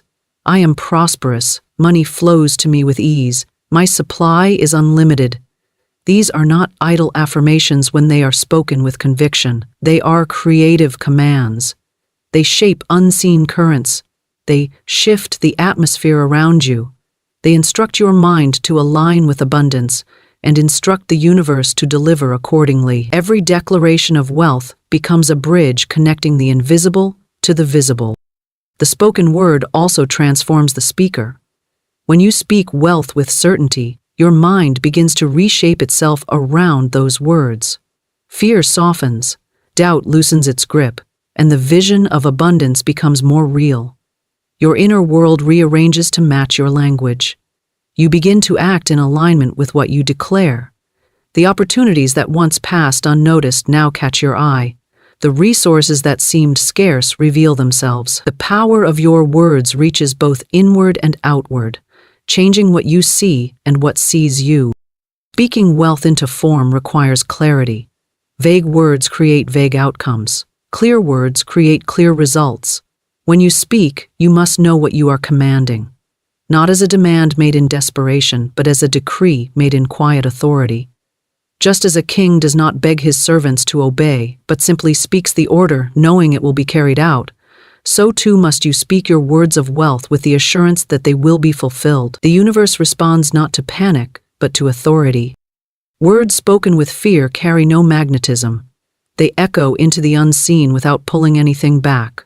But words spoken with faith are like a bell that cannot go unheard. They resonate, they vibrate, they summon. That is why it is not enough to merely say the words. They must be charged with belief. You can repeat "I am abundant" 1,000 times and still live in lack, if the belief beneath the words is weak. But speak it once with the full weight of conviction, and the law begins to move immediately. Speaking wealth also means silencing the language of lack. Every complaint, every fearful whisper, every careless statement of limitation builds walls between you and the flow of abundance. When you say "I can't," the universe obeys. When you say "I have," the universe obeys just the same. Your words are orders, and the unseen carries them out with perfect accuracy. This is why many unknowingly speak against their own blessings, not realizing that every word carries weight. Your language must become a reflection of what you desire, not of what you fear. To speak wealth into form is to live in the vibration of wealth, even before it manifests. It is to walk as if abundance already surrounds you, to speak as if every channel is open. The unseen responds to this certainty without hesitation. It does not ask whether you are worthy or whether the time is right. It moves according to the voice of command. Speaking wealth also aligns your actions without effort. When your language declares abundance, your behavior naturally follows. You begin to move like someone who expects good things. You make decisions from power, not fear. You stop shrinking back and start expanding forward. The words you speak shape your state of being, and your state of being shapes everything around you. The spoken word is a creative force because it bypasses hesitation when spoken with authority. It creates momentum where there was stagnation. It turns ideas into opportunities, opportunities into form. It carries an energy that the unseen cannot ignore. When you speak wealth, the very air around you begins to shift, responding to the frequency of your command. Every great flow of abundance begins with a word, not a hesitant murmur but a clear, deliberate declaration. Words create the structure upon which the invisible builds. They are the foundation upon which the house of wealth stands. Without spoken intention, abundance remains a shadow. With spoken intention, it steps into the light. When you speak, you are not merely expressing thoughts, you are shaping reality. Words reach into the unseen and draw substance into form.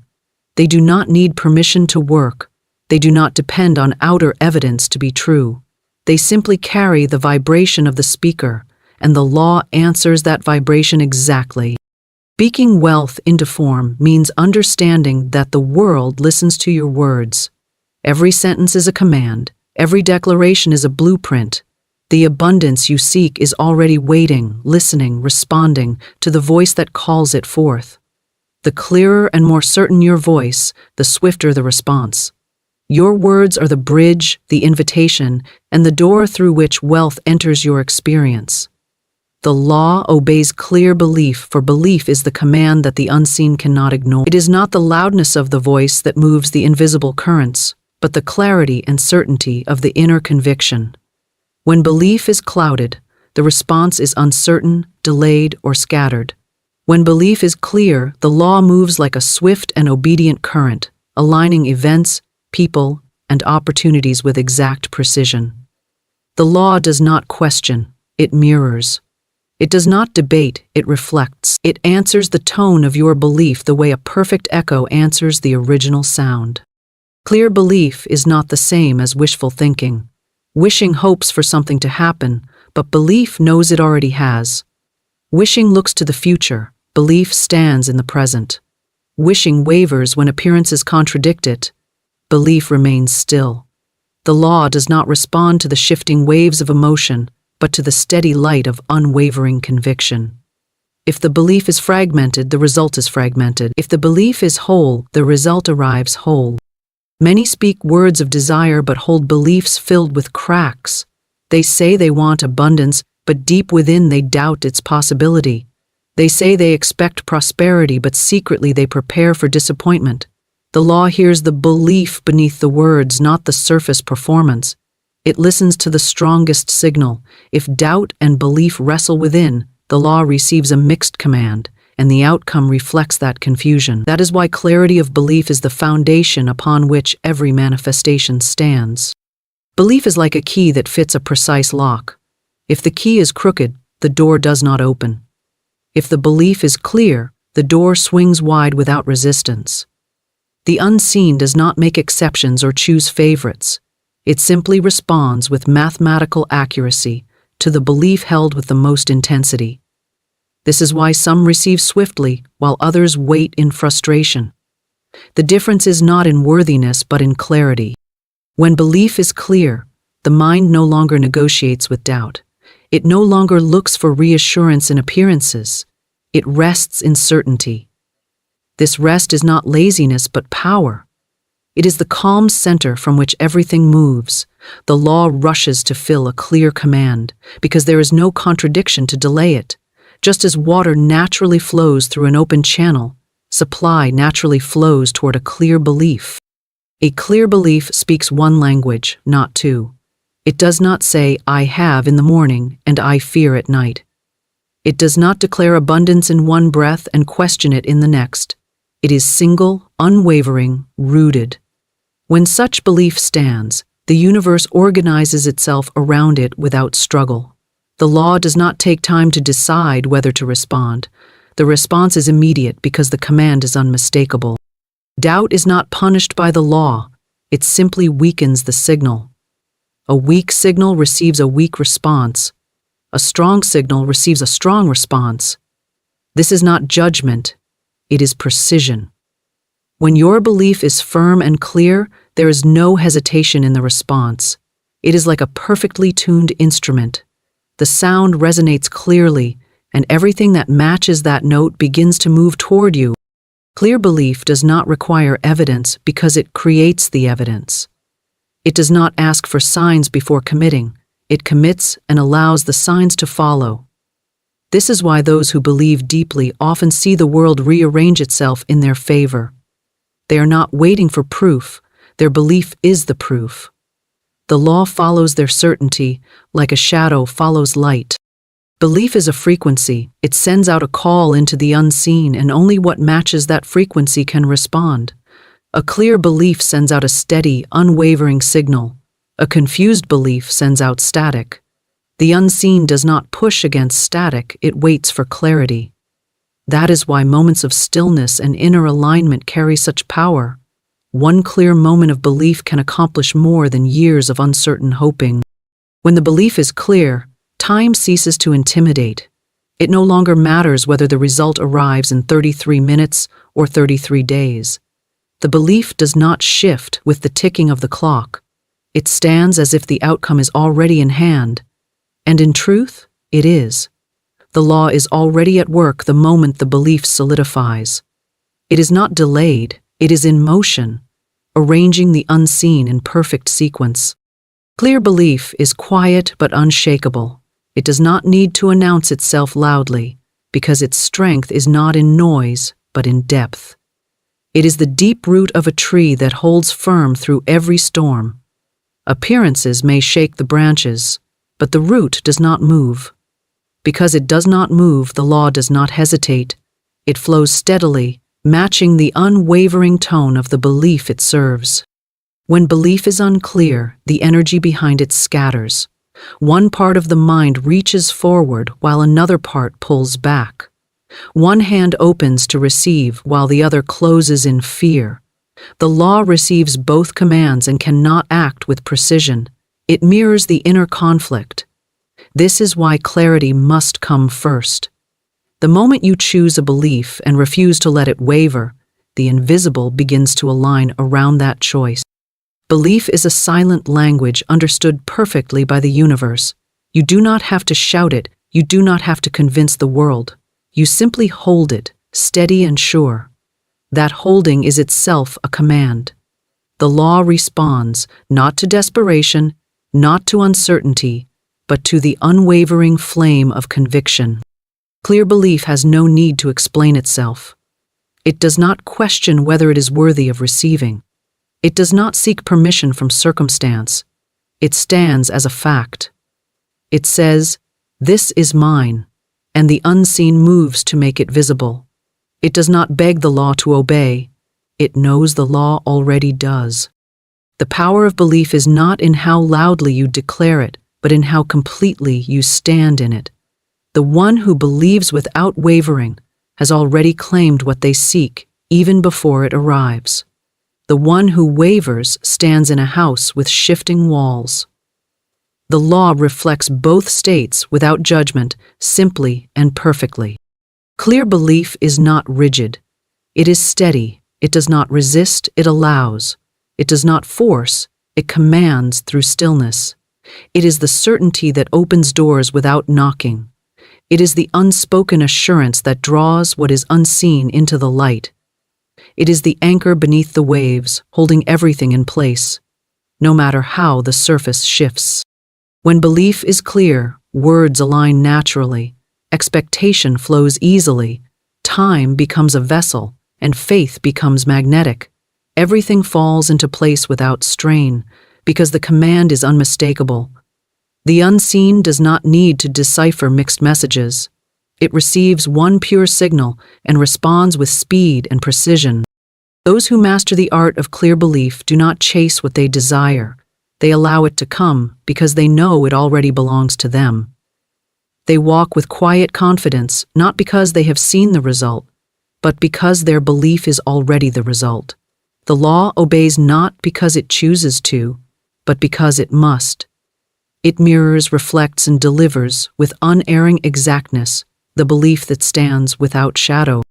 This is why clarity is power. A single clear belief can move mountains that countless efforts could not. A single unwavering thought can open doors that force could not budge. The unseen does not resist the command of clear belief. It recognizes it, aligns with it, and answers it in kind. There is a power within you greater than any obstacle, greater than any fear, greater than any lack or limitation. That power is waiting, quietly, patiently, for you to awaken to its presence. Many go through life half asleep, drifting with doubt, chained by worry, lulled by the voice of appearances. They lie down in discouragement when success was only one step away, one thought away, one word spoken in faith away. But Spirit whispers, "Don't sleep until try this." For the moment you try the way of bold expectancy, doors begin to open where there seemed to be none. Life is a game of boomerangs. What you throw out returns to you multiplied. If you cast out fear, fear comes back. But if you cast out courage and confidence, they too will return with their companions. Joy, supply, and freedom. Many slumber in the false belief that they must wait for the right time, the right circumstance, or the right person to deliver them. But the truth is now. The door is already open, if only you dare to walk through. The command is simple: do not delay, do not sleep. Do not hesitate until you try the method of trust, the practice of fearless speaking, the experiment of acting as if the victory is already won. Every thought is a seed. If you scatter seeds of worry, you will reap weeds. If you scatter seeds of faith, the harvest will astonish you. The secret lies in refusing to drift back into the slumber of doubt. One fearless affirmation, spoken with conviction, can overturn years of struggle. One act of courage can rewrite the story of your life. That is why you must not sleep. Not until you have tried this. Tried aligning your words with your highest good. Tried living as if the unseen were already seen. Tried believing that what belongs to you cannot be withheld. The world will tell you it cannot be done, that you must settle, that you must wait. But Spirit says, "Prove me now." Life is not waiting for you to dream idly. It is waiting for you to wake up and take possession of the good already prepared for you. When you walk boldly, unseen forces rush to your aid. When you hold fast to your word, the whole universe conspires to deliver. The invisible becomes visible the instant you refuse to be lulled back into sleep. So I say again, don't sleep until try this. Try speaking only words of power. Try walking in expectation instead of fear. Try standing tall in the face of appearances and declaring, "I cannot fail, for the Spirit within me is my supply, my guide, and my victory." Try it, and you will find that the night of limitation gives way to the morning of abundance. Awaken the power within. There is no greater truth than this. Inside every human being resides an infinite source of wisdom, courage, and supply. It is not somewhere outside in the distance, waiting for you to chase it down. It is not locked in the hands of another, nor is it a prize given only to a chosen few. It is already within you, closer than breath, nearer than thought, waiting only for recognition. Most people go through life unaware of this treasure, living half asleep, hypnotized by appearances, deceived by fear, and chained by doubt. They look outside themselves for answers and solutions, seeking endlessly in places that cannot satisfy, while the true gold lies hidden in their own consciousness. To awaken the power within means to turn your gaze inward, to acknowledge that you are not weak, not helpless, not at the mercy of chance, but aligned with the source of all creation. This awakening begins with a single act: recognition. Recognition that every word spoken, every thought entertained, every belief repeated in the quiet chambers of the mind is shaping your world. The power within you is creative, and like a silent artist it paints your experiences with the colors you provide. If you furnish it with fear, it paints scenes of lack, confusion, and delay. If you furnish it with faith, it paints beauty, abundance, and triumph.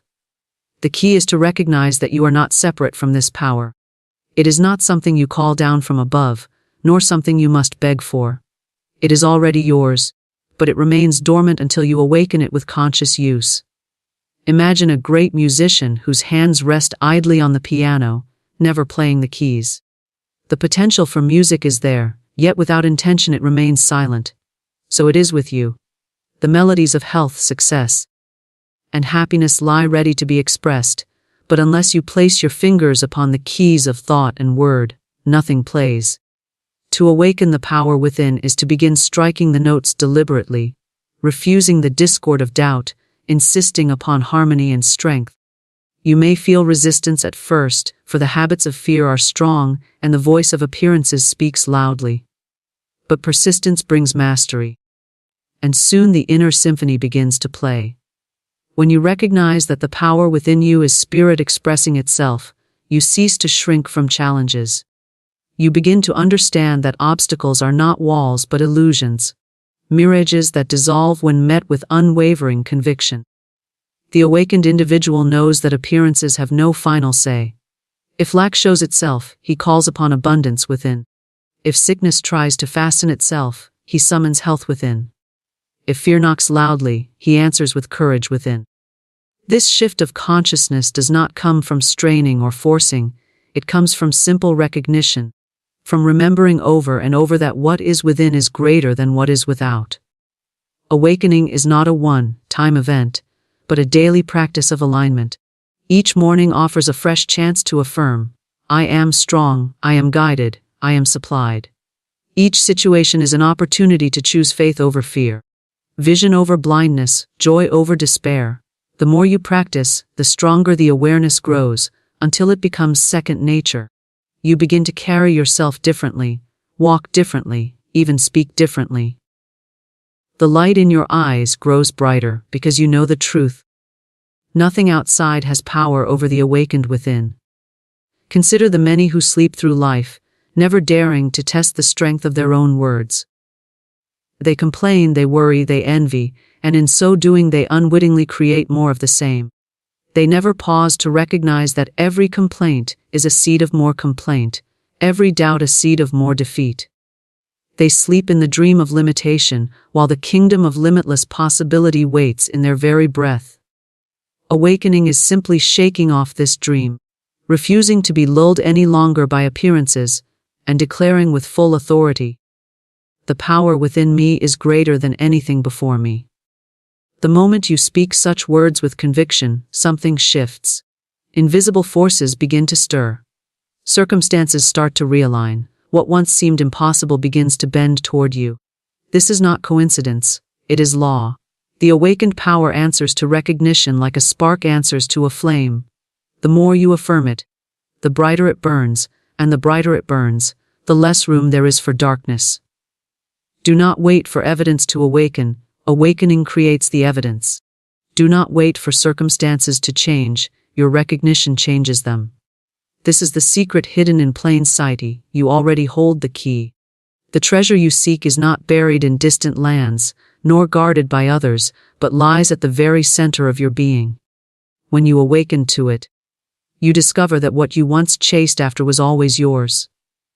You discover that the supply was already prepared, the answer already given, the victory already accomplished. Every great triumph in history began not with outer resources, but with inner recognition. Those who changed the world were not necessarily stronger, richer, or more gifted, they were simply awake. They knew the source within and dared to trust it against all odds. They walked forward when others shrank back, because they carried an awareness that could not be shaken. So too can you, for the same power that breathed galaxies into being breathes in you this very moment. To awaken it, speak to it. Call it forth with words of authority. Say, I am fearless, for the spirit within me is my strength. Say, I am abundant, for the source within me is my supply. Say, I am guided, for wisdom within me lights my path. Repeat these words until they are etched upon your consciousness, until no doubt can erase them. Speak them not with hope but with certainty, as one who knows the truth. For words are the triggers that release the hidden forces of the soul. The awakening deepens each time you act as though the unseen were already seen. Walk as if the door were open, and it opens. Live as if the answer were given, and it appears. Trust as if the way were clear, and it clears. The outer responds to the inner like a mirror reflects a face. Change the reflection within, and the world must follow. This is the call. Awaken the power within. Refuse to drift in fear, and stand in the knowing that you are more than appearances, more than circumstances, more than limitations. For the sleeping self may stumble in shadows, but the awakened self shines like the sun, dispelling every illusion with the light of truth. Life is a boomerang, and every word, every thought, every feeling you send out into the invisible comes back to you multiplied. Nothing you release into the universe is lost. It circles, it gathers, it returns.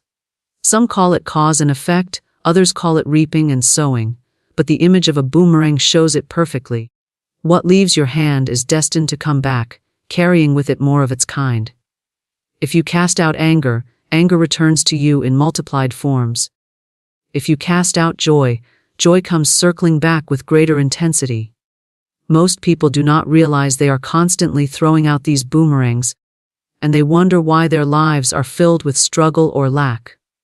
They believe life happens to them by chance, forgetting that every thought entertained and every word spoken has already been set in flight, already shaping its inevitable return. The mind is a fertile field, and the boomerangs you throw are the seeds you plant.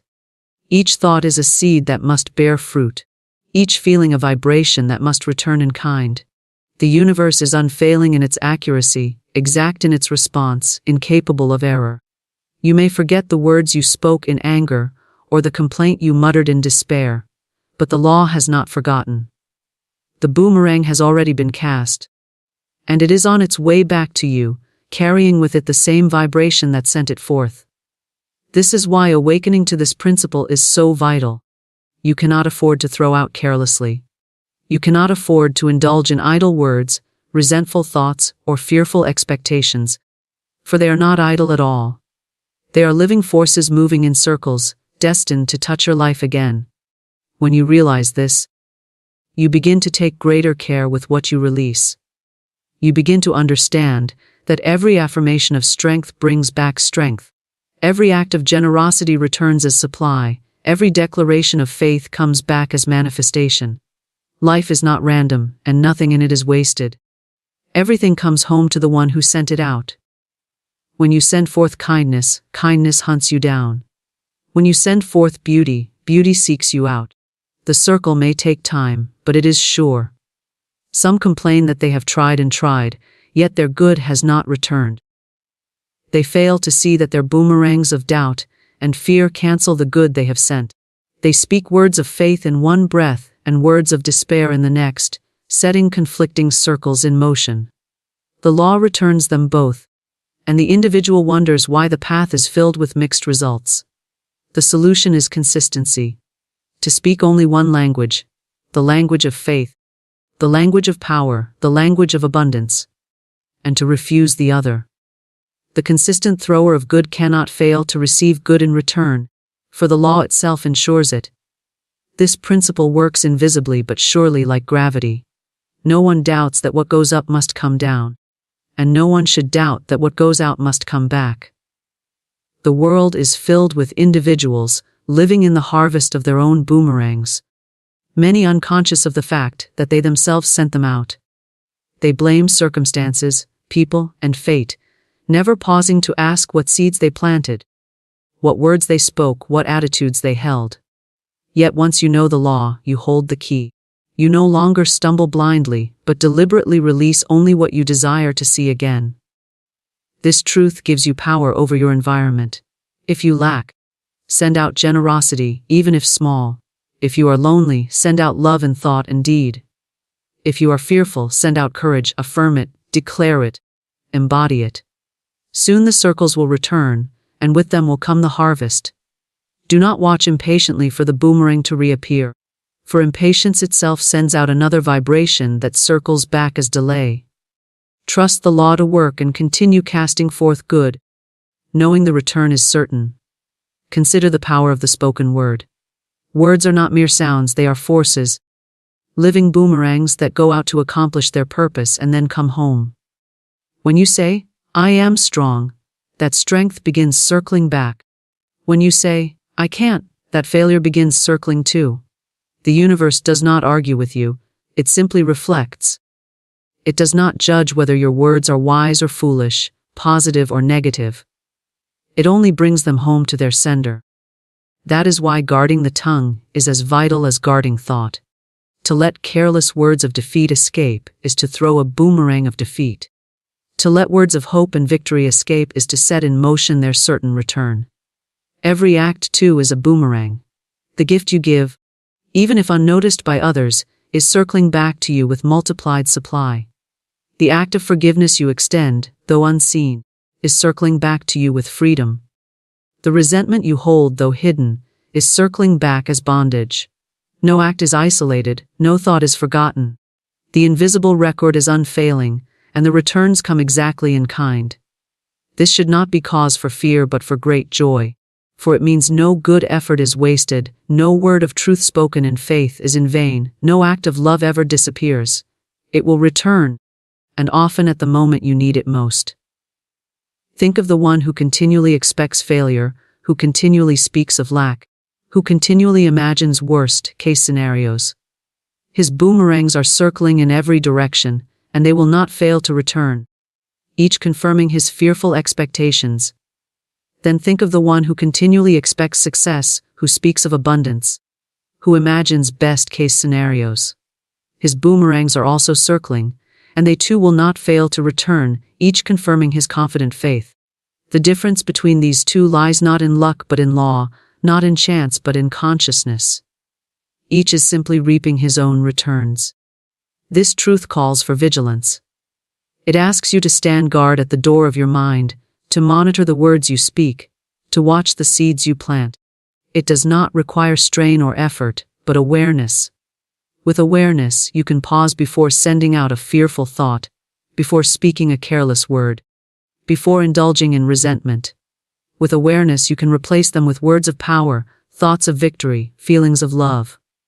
Every time you do so, you send out a new boomerang, one that will circle back with multiplied good. It is never too late to change what you send out.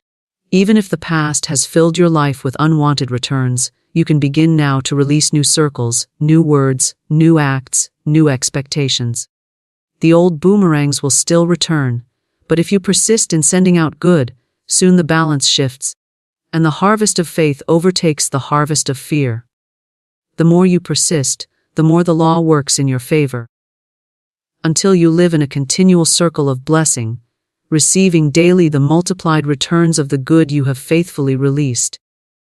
The secret is in the word, for the word spoken with conviction is the bridge between the unseen and the seen, the invisible and the visible, the potential and the manifestation. All through life, people underestimate the power of their own words, believing them to be idle sounds that pass into the air and disappear. Yet every word carries creative force, shaping circumstances, building conditions, and setting in motion events that echo back into the life of the one who spoke them. The individual who understands this begins to measure speech carefully, to weigh every phrase with intention, knowing that words are never lost, never empty, never powerless. They are seeds cast into the fertile soil of the universe, each one destined to bear fruit after its kind. There are those who speak words of defeat continually. Words such as, I can't, I don't have, it's too hard, nothing works for me. They imagine these words are harmless, mere expressions of mood, yet they are planting seeds of limitation and watering them daily. Soon those seeds sprout into visible experiences, confirming the very words that created them. The speaker then points to the result and says, "See, I told you so," not realizing that it was the spoken word that set the whole circle in motion. On the other hand, the one who speaks words of faith, of abundance, of courage, of victory, may at first see no immediate evidence, but the law is at work. Those words have already gone forth to accomplish their purpose, already shaping circumstances, already preparing the return, and they will not return void. The word holds its secret power because it is vibration, and vibration is creation. Everything in the universe vibrates, and words are simply vibrations given form by the tongue and the breath. When those vibrations are charged with faith, they harmonize with the greater vibrations of spirit, drawing to themselves matching forms and experiences. When they are charged with fear, they harmonize with lower vibrations and draw forms of lack, sickness, and failure. To know this is to hold in your mouth the very key to your destiny. No external power can determine your experience with greater certainty than the words you consistently declare. Affirmations, when spoken with expectancy, are not mere phrases but commands to the unseen. To say, "I am strong," when weakness tries to claim you, is to release a force that calls forth strength. To say, "I am supplied," when lack presses heavily, is to set in motion the flow of provision. To say, "I am guided," when confusion clouds the way, is to invite clarity and direction. The words may sound simple, but their effect is profound. For the secret is not in the length or complexity of speech, but in its vibration, in the faith behind it, in the expectancy that accompanies it. Many wonder why their affirmations seem not to work. They repeat words mechanically, without conviction, or they cancel them with contradictory statements of fear. They say, "I am prosperous," in the morning, but spend the rest of the day declaring how poor they are. They say, "I am healthy," in one breath, and in the next they tell everyone about their sickness. The law cannot operate in such confusion. The word must be consistent, steady, unwavering, until it establishes itself in consciousness and begins to bear fruit. One fearless affirmation, spoken with absolute conviction, can overturn years of defeat.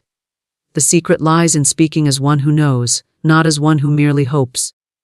The spoken word also carries authority because it bypasses the rational mind and goes directly into the subconscious. The subconscious is the great servant, accepting as true whatever is impressed upon it with feeling. When you speak words aloud with conviction, the subconscious receives them as commands and begins to shape your life accordingly. Say, "I am confident," often enough, and the subconscious builds confidence into your character. Say, "I am unlucky," often enough, and the subconscious builds failure into your path. The subconscious does not reason, it only obeys, and it takes its orders from the words you repeat with emotion. Think of the power of words throughout history. Every great movement, every transformation, every revolution has begun with words. Words spoken to awaken, to inspire, to command, to declare. The world has been changed countless times not by weapons first, but by words that ignited consciousness and reshaped reality. If words spoken by one person can change nations, how much more can words spoken by you change your personal world? When you realize this, you no longer allow careless speech to pass your lips, for you know each one is a decree. You become deliberate, intentional, guarding your tongue as a sacred instrument of creation. The secret in the word also applies to prayer. True prayer is not pleading or begging but declaring. To pray effectively is to speak the word of truth with faith, to affirm the reality of what you seek as already accomplished, to claim it in words until the unseen takes form. "I give thanks that it is done," is one of the most powerful phrases you can utter, for it speaks not from longing but from certainty. The universe responds to certainty. The law of vibration responds to the word spoken in thanksgiving, as though the gift were already in hand, and then it must appear. Every individual has experienced the effect of words in daily life. A kind word can lift the spirit and change the course of a day. A cruel word can wound and discourage for years, if words can so strongly affect another. How much more do they affect the one who speaks them? For the vibration touches the speaker first before it touches the listener. Every word you say to another you say also to yourself. When you criticize, you lower your own vibration. When you bless, you lift your own vibration. When you declare success for another, you call success to yourself. The law is mutual and unfailing, and it all begins with the word. The word is also the means of cutting off old patterns. When the habit of fear arises, you can immediately declare, "I fear nothing, for the spirit within me is greater than all." When the thought of failure creeps in, you can declare, "I cannot fail, for my success is divinely assured." Each declaration is like a sword cutting through the web of illusion, breaking chains of doubt and setting free the higher vibration of truth. Without the word, the mind remains a battlefield of opposing thoughts, but with the word, the mind finds clarity and direction. Words carry images, and images create conditions. When you say, "I am prosperous," the subconscious begins to form images of prosperity, and life responds to those images. When you say, "I never have enough," the subconscious forms images of lack, and life mirrors them back. The spoken word, therefore, is the painter's brush of your destiny. What picture will you paint, lack or plenty, sickness or health, defeat or victory? The canvas is your life, and the brush is in your mouth. The secret is in the word because the word aligns you with the source. Spirit itself is word, vibration, sound, the great creative utterance that brought the universe into being. When you speak words of faith, you are not merely making noise. You are joining yourself to that original creative force, echoing it, channeling it, giving it form in your personal world. The same word that called light out of darkness still vibrates through the universe, and each time you speak in alignment with it, you release its power into your affairs. To know this is to hold the master key to creation, for truly, the word spoken with faith is law fulfilled. Prove spirit now, for life does not wait for hesitation, and the universe responds not to delay but to bold expectancy. Too often people postpone their good, imagining some future moment when conditions will be perfect, when opportunities will align, when they will at last feel ready. Yet that future never arrives, for the only time that exists is now, and spirit can only prove itself in the present. The command is clear: prove it now.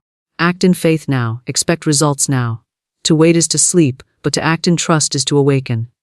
When you prove spirit, you are not testing a distant force outside yourself, you are demonstrating the presence already within you. Spirit is ever present, limitless, and ready to flow, but it requires an open channel. That channel is expectancy, spoken word, and fearless action. When you dare to declare that your need is already supplied, you invite spirit to manifest in visible form. When you walk forward as if the way is open, the way opens. When you hold fast to a promise in the face of contradiction, circumstances rearrange themselves to prove that your faith was not in vain. The law does not answer to timidity, but it leaps to respond to unwavering conviction. Many say they believe, but their actions betray their doubt. They speak of trust, yet they prepare for failure. They affirm abundance, yet they hoard in fear. They declare health, yet they continually discuss their sickness. This double-mindedness prevents demonstration, for spirit can only prove itself in the atmosphere of certainty. To prove spirit now is to act as though the unseen were already visible, to carry yourself as one who knows the outcome is assured, to refuse any word or action that contradicts the truth you are standing upon. Consider the image of a seed planted in the ground. The gardener does not dig it up each day to see if it is growing. He waters it, he tends it, he expects the harvest. That expectation is proof of his faith, and the earth responds accordingly. So it is with spirit. Once you have declared the word, once you have affirmed your good, you do not dig it up with doubt or cancel it with fear. You water it with thanksgiving, you expect it in confidence. You walk as though it were already yours. That expectancy proves spirit, and spirit proves itself unfailingly. Delay is the great thief of demonstration. The mind says, tomorrow I will believe more strongly. Tomorrow I will affirm with greater power. Tomorrow I will step out in faith. But tomorrow never comes, for tomorrow is always a day away. The truth is that the only place of power is the present moment, and the only time to prove spirit is now.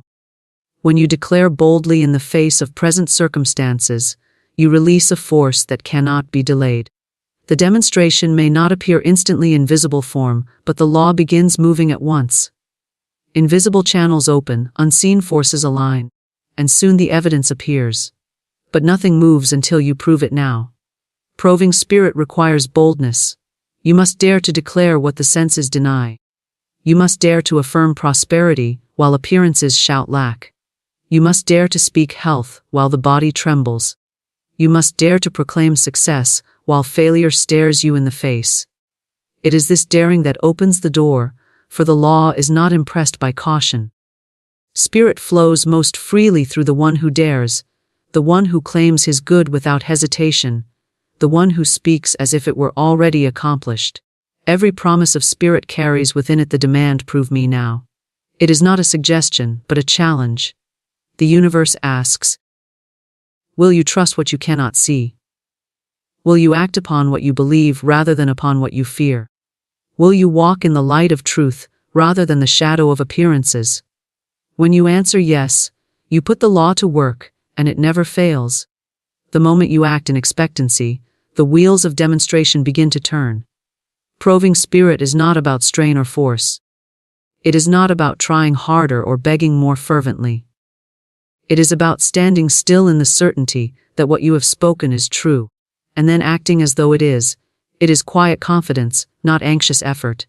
It is calm expectation, not frantic worry. It is the assurance that what is yours cannot be withheld, and therefore you need not chase it or grasp at it. You simply prove it by declaring it and moving forward, as though it were already accomplished. The one who proves spirit now lives differently from the one who postpones. He does not wait for conditions to change before he believes. He believes, and the conditions change. He does not wait for the evidence before he acts. He acts, and the evidence appears. He does not wait for doors to open before he walks. He walks, and the doors swing wide. The difference lies not in chance or fortune, but in the willingness to prove spirit, now rather than later. Fear will always whisper reasons to delay. It will say, wait until you are stronger, until you are richer, until you are more prepared. But spirit does not require preparation of the outer kind. Spirit requires only readiness of the inner kind, and that readiness is faith. To prove spirit now is to silence the whisper of fear with the shout of truth, to declare, I am ready now. For spirit within me is already complete. The outer can never be perfect before the inner is proven, for the outer is only a reflection of the inner. Think of all the demonstrations that never come because people postpone their good. They wait for a more convenient time, not realizing that every delay closes the channel through which spirit flows. The moment of power is always now, and each time you hesitate, you forfeit an opportunity to see spirit at work. But the moment you dare to prove it, even in a small way, the law responds. Every small demonstration builds confidence for greater ones, until you live in continual expectation of spirit's proving. To prove spirit now is also to speak the word of thanksgiving before the manifestation appears. Gratitude is proof of faith, for it declares that the gift is already received, already secured, already present in the unseen. When you give thanks in advance, you prove that you believe the law is at work, and this proof accelerates the return. The more you live in thanksgiving, the faster the evidence appears, for spirit delights to prove itself where it is trusted. The world may scoff at such faith, calling it foolish or unrealistic. But spirit proves itself not to the doubters but to the doers. Those who wait for appearances to change, before they believe remain trapped in appearances. Those who prove spirit now rise above appearances and draw forth new ones. The proof is always in the demonstration, and the demonstration always follows the fearless words spoken in the present moment. The law never asks, "Will you prove me tomorrow?" It always asks, "Will you prove me now?" The answer must be now, for the eternal power is present now, the supply is present now, the health is present now, the guidance is present now. Nothing is withheld except by hesitation. The instant you dare to prove it, the instant you dare to act as though it were already done, that is the instant the law begins to work on your behalf. Victory is already prepared. And the good you long for is not something to be chased after or earned with struggle, but something that has been provided from the beginning. You are not here to beg for scraps, you are here to claim an inheritance. The treasure is laid up, the table is already set, and the supply is waiting for recognition. Yet so many walk in circles of lack, confusion, and defeat because they believe victory lies in some distant future, hidden behind toil, hardship, and striving. They imagine that only by proving themselves worthy, only by outlasting endless trials, will they be allowed a taste of success. They do not realize that the banquet is already served, that the victory is already written, and that all that remains is to take possession with faith. This truth changes the entire attitude toward life. If victory is already prepared, then you no longer strive in fear or chase in desperation. You walk calmly, expectantly, knowing that what is yours cannot be withheld. The path becomes less about clawing and more about claiming. Less about pushing and more about aligning. You step forward not with the anxious energy of someone who must create everything from nothing, but with the quiet confidence of someone who knows the provision is already waiting. This confidence is the atmosphere in which spirit works most freely, for it shows you have moved beyond doubt and entered into recognition. The difficulty is that appearances contradict this truth. The senses see lack. The world shouts impossibility, and the mind grows restless when the evidence seems to delay. But appearances are not the authority. Appearances are shifting shadows, reflections of past thought, not the eternal reality. The eternal reality is that spirit has already supplied, already opened the way, already prepared the outcome. When you hold fast to this, refusing to be swayed by outer conditions, you rise into the vibration where the prepared victory reveals itself. The law is simple: what belongs to you must reach you. What is prepared for you must unfold, but only if you claim it with unwavering certainty. Think of the farmer who plants seeds in the soil. He does not imagine he must create the harvest out of nothing. He knows the harvest is already prepared within the seed, and all he must do is provide the right conditions. So it is with every desire that rises within you. The desire itself is the seed, and the fulfillment is already contained within it. The fact that you can envision the good means it is already prepared, waiting to unfold. You do not manufacture it through strain, you align with it through faith. Each time you affirm, "My victory is assured," you water the seed. Each time you act as though the harvest is certain, you provide sunlight. Each time you give thanks before seeing evidence, you accelerate the growth. The tragedy is that many abandon their harvest before it ripens. They look at the bare soil and declare, "Nothing is happening," forgetting that the process is invisible long before it is visible. They dig up their seeds with doubt, cancel their affirmations with fear, and walk away from the field. Then they claim the principle does not work, never realizing it was their own impatience that robbed them of the harvest. But those who persist, who stand in confidence even when appearances seem barren, always see the victory unfold, for it was prepared from the beginning.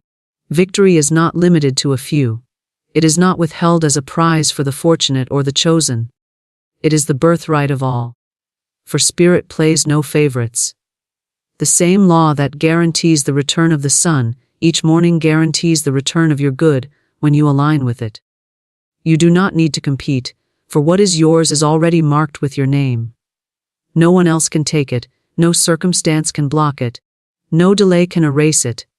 The only requirement is that you recognize it, claim it, and walk as though it were already here.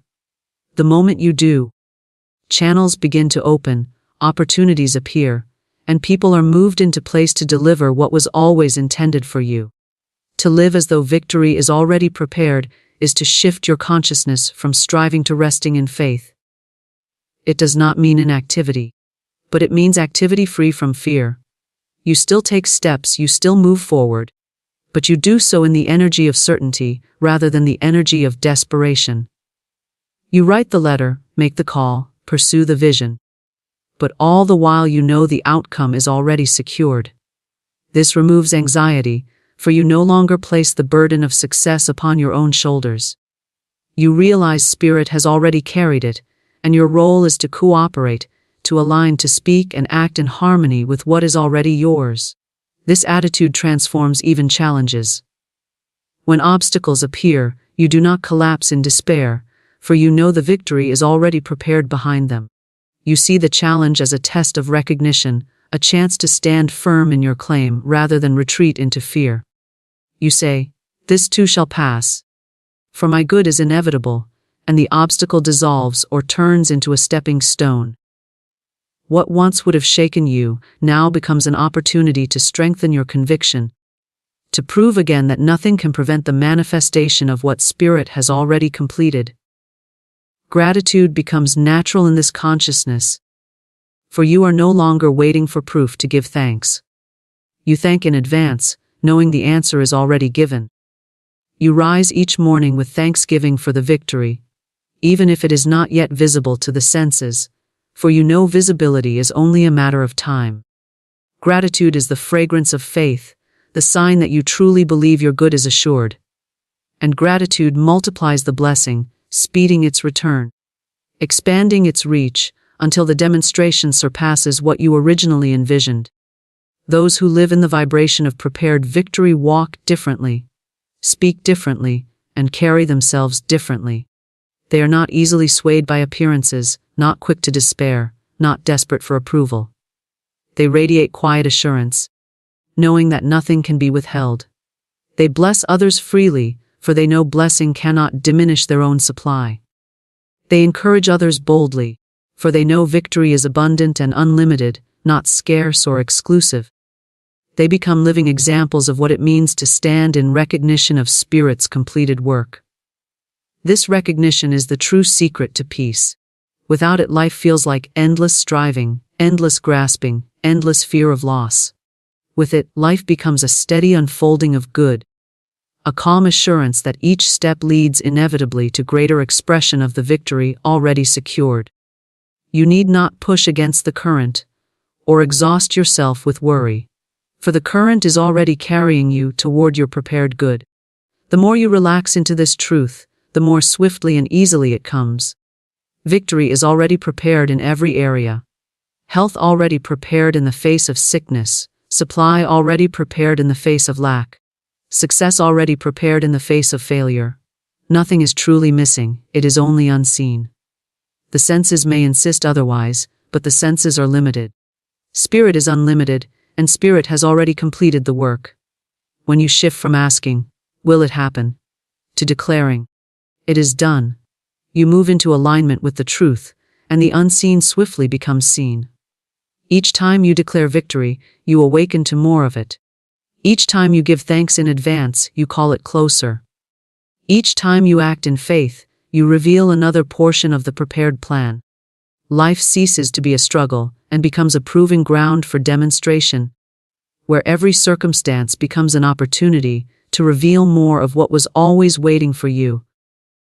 The promise is not that you will one day achieve victory after endless striving, but that victory has already been written into the fabric of your being. And your role is to recognize it, claim it, and walk forward in the certainty that it cannot be denied.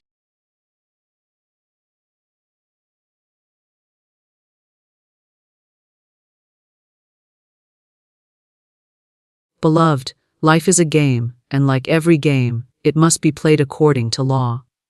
The laws are invisible yet immutable, and they govern our every thought, word, and deed. Many wander in confusion, believing themselves victims of circumstance when in truth, circumstance is only the reflection of the inner state. The world is your looking glass, it reflects what you hold within. If discord is seen, it is discord entertained. If harmony is to be revealed, harmony must be known in the heart first. The spoken word is the wand of power. With it, one can call forth beauty or ashes, joy or sorrow, abundance or lack. What you speak, you decree, what you decree, you create. The law of prosperity waits on fearless words. To affirm lack is to bind oneself to it. To affirm supply is to invite its swift and certain appearance. Say, there is no lack, there is only plenty. And behold the doors that open where once only walls seemed to stand. Faith is the key that unlocks every prison door. Faith sees what is not yet visible, yet claims it as already accomplished. To walk by sight is to be deceived, but to walk by faith is to stand in the certainty that the unseen governs the seen. A demand made in fearless faith shall never return void. What is yours by divine right cannot be withheld, nor can it be taken from you. It awaits your recognition, and once recognized, it comes swiftly and without struggle. Love is the fulfilling of the law. Fear shuts doors, but love opens them. Love dissolves every appearance of resistance. What is held in resentment cannot bring blessing. To forgive is to free oneself. To release the other is to unlock one's own chains. Say, I bless you and release you into the harmony of God. And see how the crooked places are made straight. Love is the magnetic force that draws every good thing. It is the essence of supply, of health, of perfect expression. Intuition is the divine voice within, the inner guide that speaks in quiet certainty. Reason falters, for reason is limited by what the eyes behold. But intuition is limitless, for it draws from the reservoir of spirit. To follow intuition is to be led aright, even when the path seems hidden. To doubt intuition is to delay one's good. Listen to the still small voice, it knows the way to the treasure you seek. Every delay is only a preparation. What seems denial is but the law arranging the perfect fulfillment. Man must stand still and see the salvation of the Lord. The tide turns when the heart no longer clings in fear, but releases in trust. To say, I let go and let God, is to invite the miraculous. That which was longed for comes easily when the grasping ceases. Life is a tapestry woven by thought, word, and faith. Each strand is a belief, each color a spoken decree. The picture revealed depends not on chance, but on the conscious use of law. To play the game of life rightly is to align with divine law, to speak with power, to walk in faith, to love without measure, and to listen within. Thus, every man may find his path strewn with the evidences of heaven on earth, for heaven is not afar, but here, revealed through right knowing. Life is a game governed by divine law, and every move within this game is measured, ordered, and brought forth by an unseen principle that never errs. Man often imagines himself a creature of chance, tossed by the winds of fortune. Yet the truth is far different. Nothing comes by accident, nothing enters unbidden, all is the result of law in action. Just as the laws of mathematics or music remain unchanging, so too do the spiritual laws that govern existence. These laws are exact, impartial, and ever at work, whether man recognizes them or not. To live in ignorance of them is to stumble in darkness. Yet to awaken to them is to play the game of life with mastery. Life itself is not a struggle, though many treat it as such. Life is meant to be joyous, harmonious, and abundant, for divine law does not deal in lack or limitation. Lack and limitation arise only when man plays the game against the rules, when he entertains fear instead of faith, when he affirms defeat instead of victory. The divine pattern is one of perfection, and that perfection is ever pressing to be made manifest. But man must align himself with it, for the law does not bend to his ignorance, he must bend to the law. Just as a musician cannot alter the laws of harmony, but must learn them and apply them, so too must man learn the laws of spirit if he wishes his life to resound with beauty instead of discord. One of the first laws man must understand is the law of sowing and reaping. Whatever seed is planted in thought and word will surely appear in form. The game is fair, for it reflects back exactly what has been put forth. To speak words of fear, doubt, and failure is to scatter seeds of weeds and thorns, and such a harvest will surely come. But to speak words of faith, joy, and success is to sow a field that blooms with good. The law knows no partiality, it simply brings to fruition what is planted. A careless tongue can ruin a life, while a conscious word can build an empire of peace and abundance. The game rewards accuracy, for every word spoken is a move made upon the board of life. Another law is the law of resistance. What man fears he attracts, for resistance holds the very thing in place. To fight against an evil is to give it strength, but to turn away from it in faith is to see it dissolve into nothingness. The player who seeks to win must learn not to resist, but to affirm. Instead of declaring, "I do not want sickness," he must say, "I am strong and whole." Instead of lamenting, "I am poor," he must affirm, "I am supplied and prosperous." The law takes no note of negations, only affirmations, and thus the game is won not by denying the shadows, but by calling forth the light. The law of non-resistance is closely bound to the law of faith. Faith is the winning move in every situation, for it sees beyond appearances. The player who looks only at the board and its current arrangement may believe himself cornered, but faith perceives the unseen hand that can rearrange the pieces at any moment. The law responds instantly to fearless faith, for faith opens the channel through which supply flows. The man who walks in faith knows that every need is already met, every door already open. Though the outer world has not yet revealed it, he plays with confidence, knowing the rules are on his side, and thus his moves are sure and unshaken. There is also the law of substitution. Man cannot erase a thought by force, but he can replace it with another. Fear cannot be banished by resisting it, but it can be dissolved by affirming faith. Hate cannot be extinguished by struggle, but it can be replaced with love. In the game of life, one must be ever vigilant of the inner board, the mind, for there the true battle is fought. To dwell upon failure is to invite it, but to dwell upon victory is to call it forth. The law is exact, and it never fails to bring into form that which is persistently held in thought. The player must therefore choose his thoughts as carefully as a master chooses his moves, for each thought carries the power to shape the game. The law of divine right order governs all. Nothing can be withheld from the one who plays rightly, and nothing can be forced upon him that is not his by divine right. When man demands his good fearlessly, declaring that it is his by divine right, the law responds by aligning all things to bring it to pass. Delay is not denial but only the rearranging of the board to create the perfect outcome. The law does not err, nor does it forget, it works with precision, and in its precision lies the certainty of victory for the one who trusts it.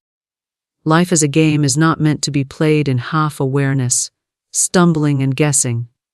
It is meant to be played with knowledge of the rules, with conscious moves, with the certainty that the law is always for man and never against him. The universe is not hostile, it is perfectly ordered, perfectly balanced, perfectly responsive to the inner state of man. The one who aligns with divine law finds that doors swing open where once there were walls, that obstacles dissolve where once there were mountains, and that harmony reigns where once there was discord. For the law cannot fail, and the game cannot be lost when played according to its rule. The spoken word creates reality, and it does so with a power that man seldom realizes.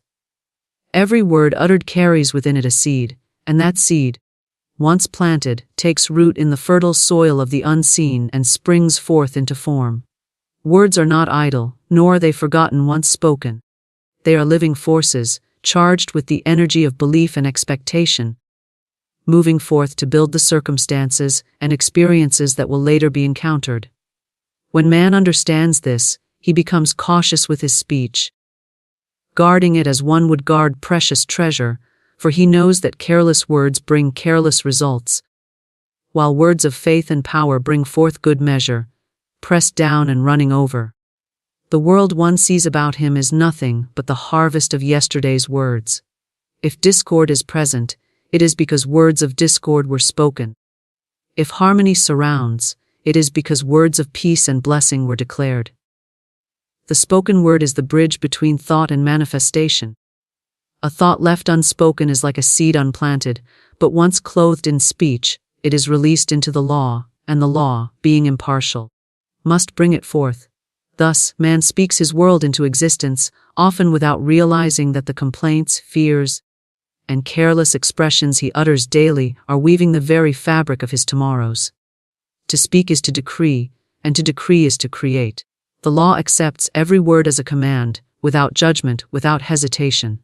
To say, I am always unlucky, is to decree misfortune. To say, I never have enough, is to decree lack.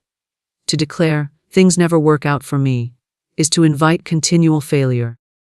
These are not merely expressions of passing moods, they are orders given to the unseen forces that shape the visible world.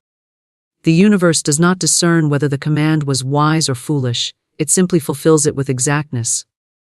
Therefore, every word is an act of creation, and the speaker must learn to choose words that align with the good he seeks, rather than the fears he wishes to escape.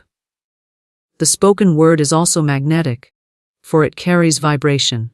Words of fear vibrate at a frequency that draws more fearsome conditions. Words of love and faith vibrate at a frequency that draws harmony and abundance. Every word once spoken goes forth to find its likeness, to gather to itself situations and people that match its tone.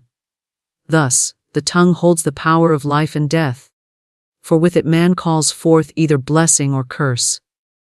It is not outer conditions that determine man's fate, but his inner state expressed through words. A mouth filled with complaint can never build a life of joy, while a mouth filled with praise can never be without blessings. The mastery of the spoken word begins with recognition. One must first become conscious of how he speaks, for many speak in ignorance, sowing weeds while desiring flowers. They say, I am sick, yet wish for health. They declare, I am poor, yet hope for abundance. They murmur, nothing ever changes, yet long for transformation. The law takes them at their word, and their very speech holds them bound to the chains they despise. But the moment one awakens and begins to speak words of truth, affirming the good already prepared for him, the tide begins to turn. He learns to say, I am strong, even if weakness is felt. He declares, I am supplied, even if lack is seen. He affirms, everything works together for my good, even when appearances seem otherwise. Such words are seeds of power, and they must by law bring forth after their kind. The word is a sword, and it cuts both ways. Spoken negatively, it binds and limits; spoken positively, it frees and expands. One careless declaration may delay the arrival of good, for the law is swift to act. A moment of idle speech can plant seeds that take years to uproot. Therefore, discipline of the tongue is essential for victory in life. Silence is better than destructive speech, for silence sows nothing, while destructive words sow thorns. Yet words of blessing and affirmation are greater still, for they not only refrain from harm, but actively create good. Every utterance should be measured against the standard of truth, for if it does not build, it destroys, and if it does not bless, it curses. The spoken word is also creative beyond the personal. It influences not only the life of the speaker, but also the lives of those who hear it. To speak words of encouragement is to lift another into strength. To speak words of fear is to plant fear in another's garden. Words spoken to children shape their futures, for the young heart accepts speech without resistance. To declare over a child, you will never succeed, is to bind that child with cords of limitation. To affirm, you are gifted and blessed, is to set that child upon a path of victory. Thus, man carries great responsibility in his speech. For with his tongue, he not only builds his own world, but also contributes to the worlds of those around him. There is also the spoken word of prayer and affirmation. To pray is not to beg but to declare. True prayer is a fearless statement of what is already true in spirit, clothed in words and spoken into form. The prayer that begs and doubts is weak, for it affirms lack even while asking for supply.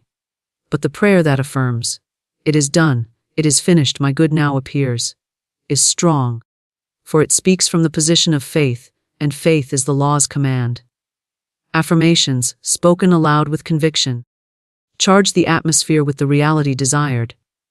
The words go forth, unseen yet unfailing, and gather the substance that forms the visible. The spoken word creates reality not once, but continually, for speech is a constant stream. Every day is filled with utterances, and each utterance builds. Therefore, the wise player of life does not speak carelessly, does not jest with failure, does not repeat words of fear that others proclaim. He chooses his speech as carefully as one chooses precious jewels, for he knows that each word is a gem with power to shine or to shatter. He fills his mouth with truth, with life, with blessing, until his world reflects the abundance of the words he has planted. Faith unlocks unseen supply, for faith is the key that opens doors which appear closed, paths which appear blocked, and resources which appear absent. Supply is never truly absent. It exists in the invisible, waiting to be called forth. Man's difficulty lies not in the lack of supply, but in his lack of faith to perceive and claim it. Faith does not question, it does not waver, it does not calculate according to appearances. Faith declares, "It is mine now," and by that fearless decree, the law is set into motion to bring forth the manifestation. Every form of visible abundance begins first in the unseen. Money, opportunities, ideas, health, and success all originate in the invisible substance before clothing themselves in form. Man who walks by sight only believes in what he sees and thus limits himself.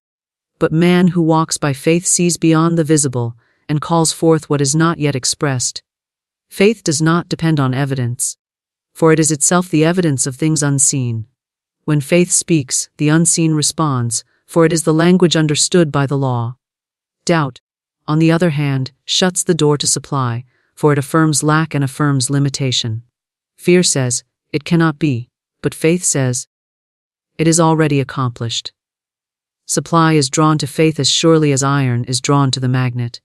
The man of faith never needs to force, never needs to struggle, for his certainty creates the channel through which supply flows.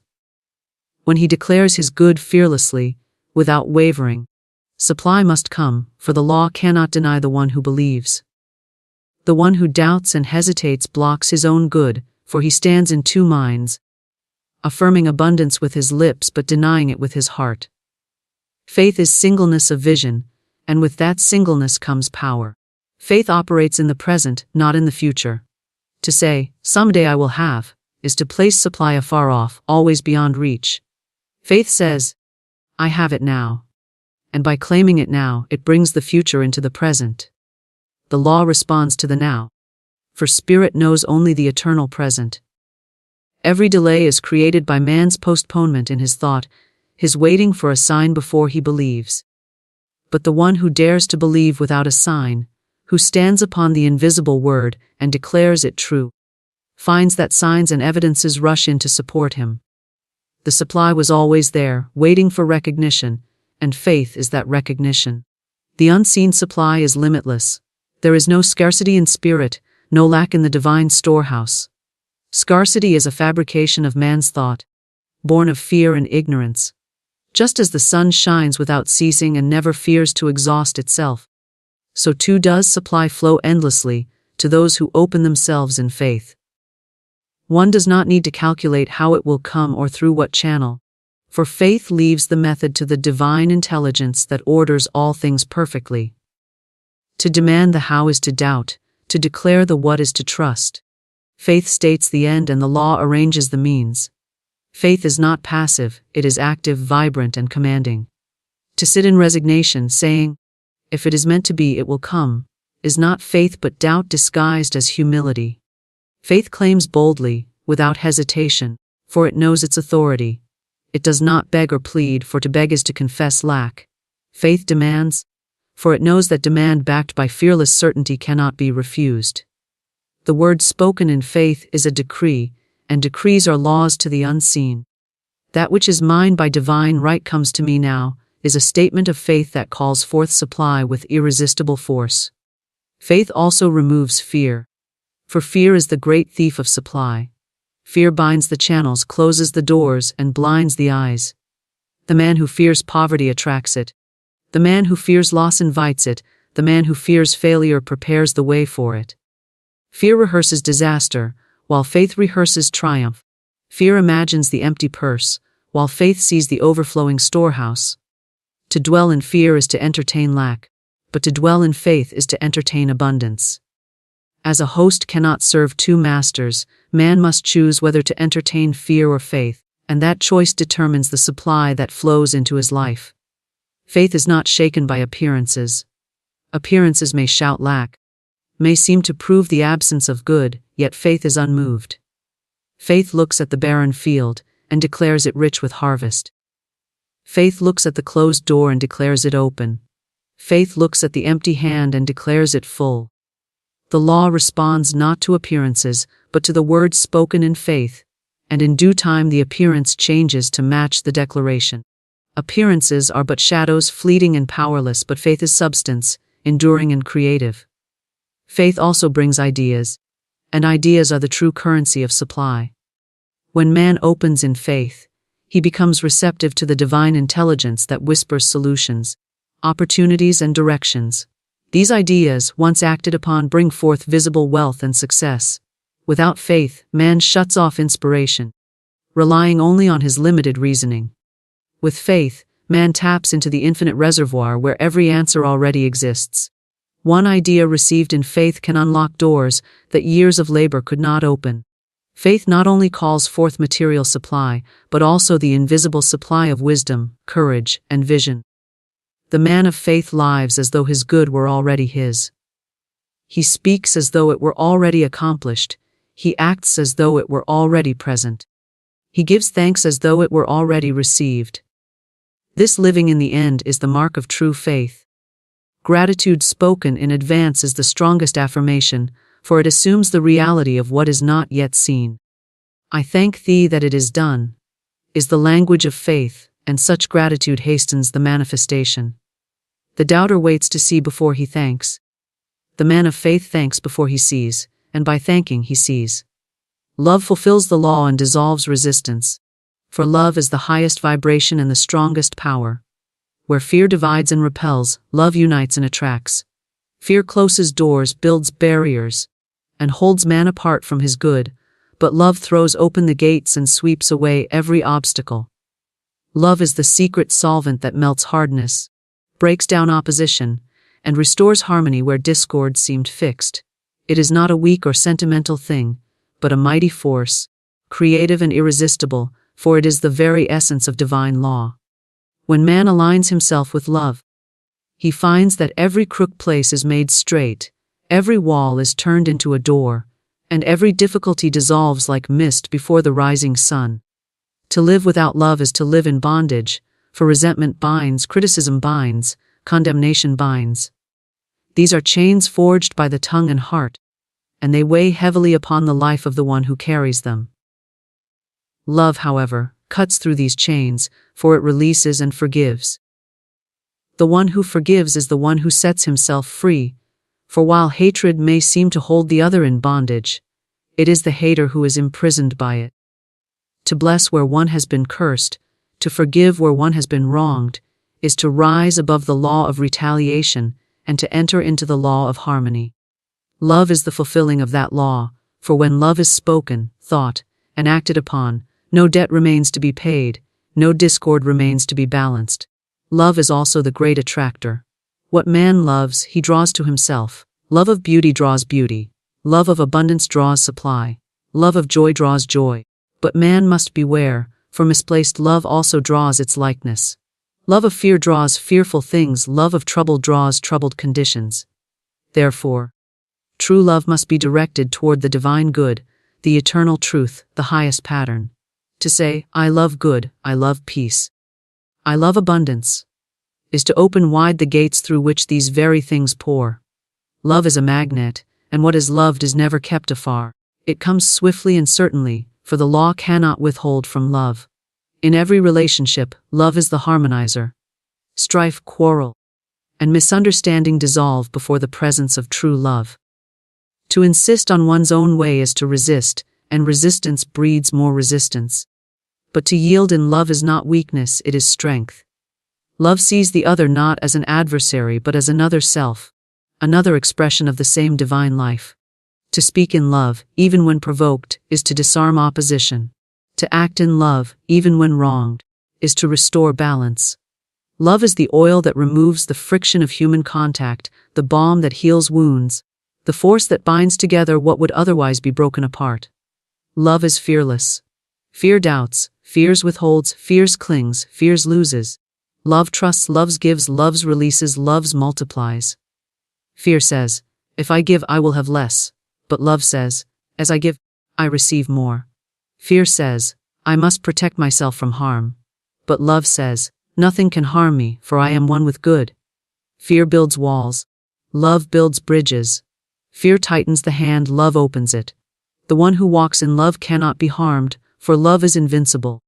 It clothes the one who possesses it with protection, for nothing can withstand its vibration. Perfect love casts out fear, and where there is no fear, there is no defeat. Love speaks blessings. To speak ill of another is to sow seeds of discord that must return to the sower. To speak blessing is to sow harmony that returns multiplied. The tongue that speaks only in love cannot be ensnared by its own words, for words of love build and uplift. Even an enemy can be transformed when love is spoken.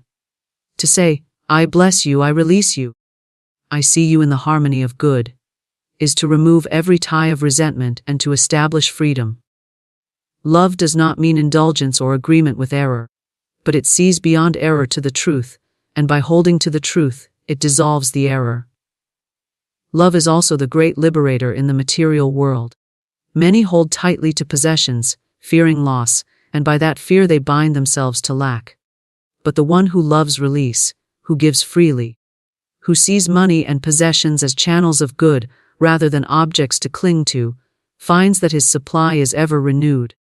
Love opens the channels through which abundance flows.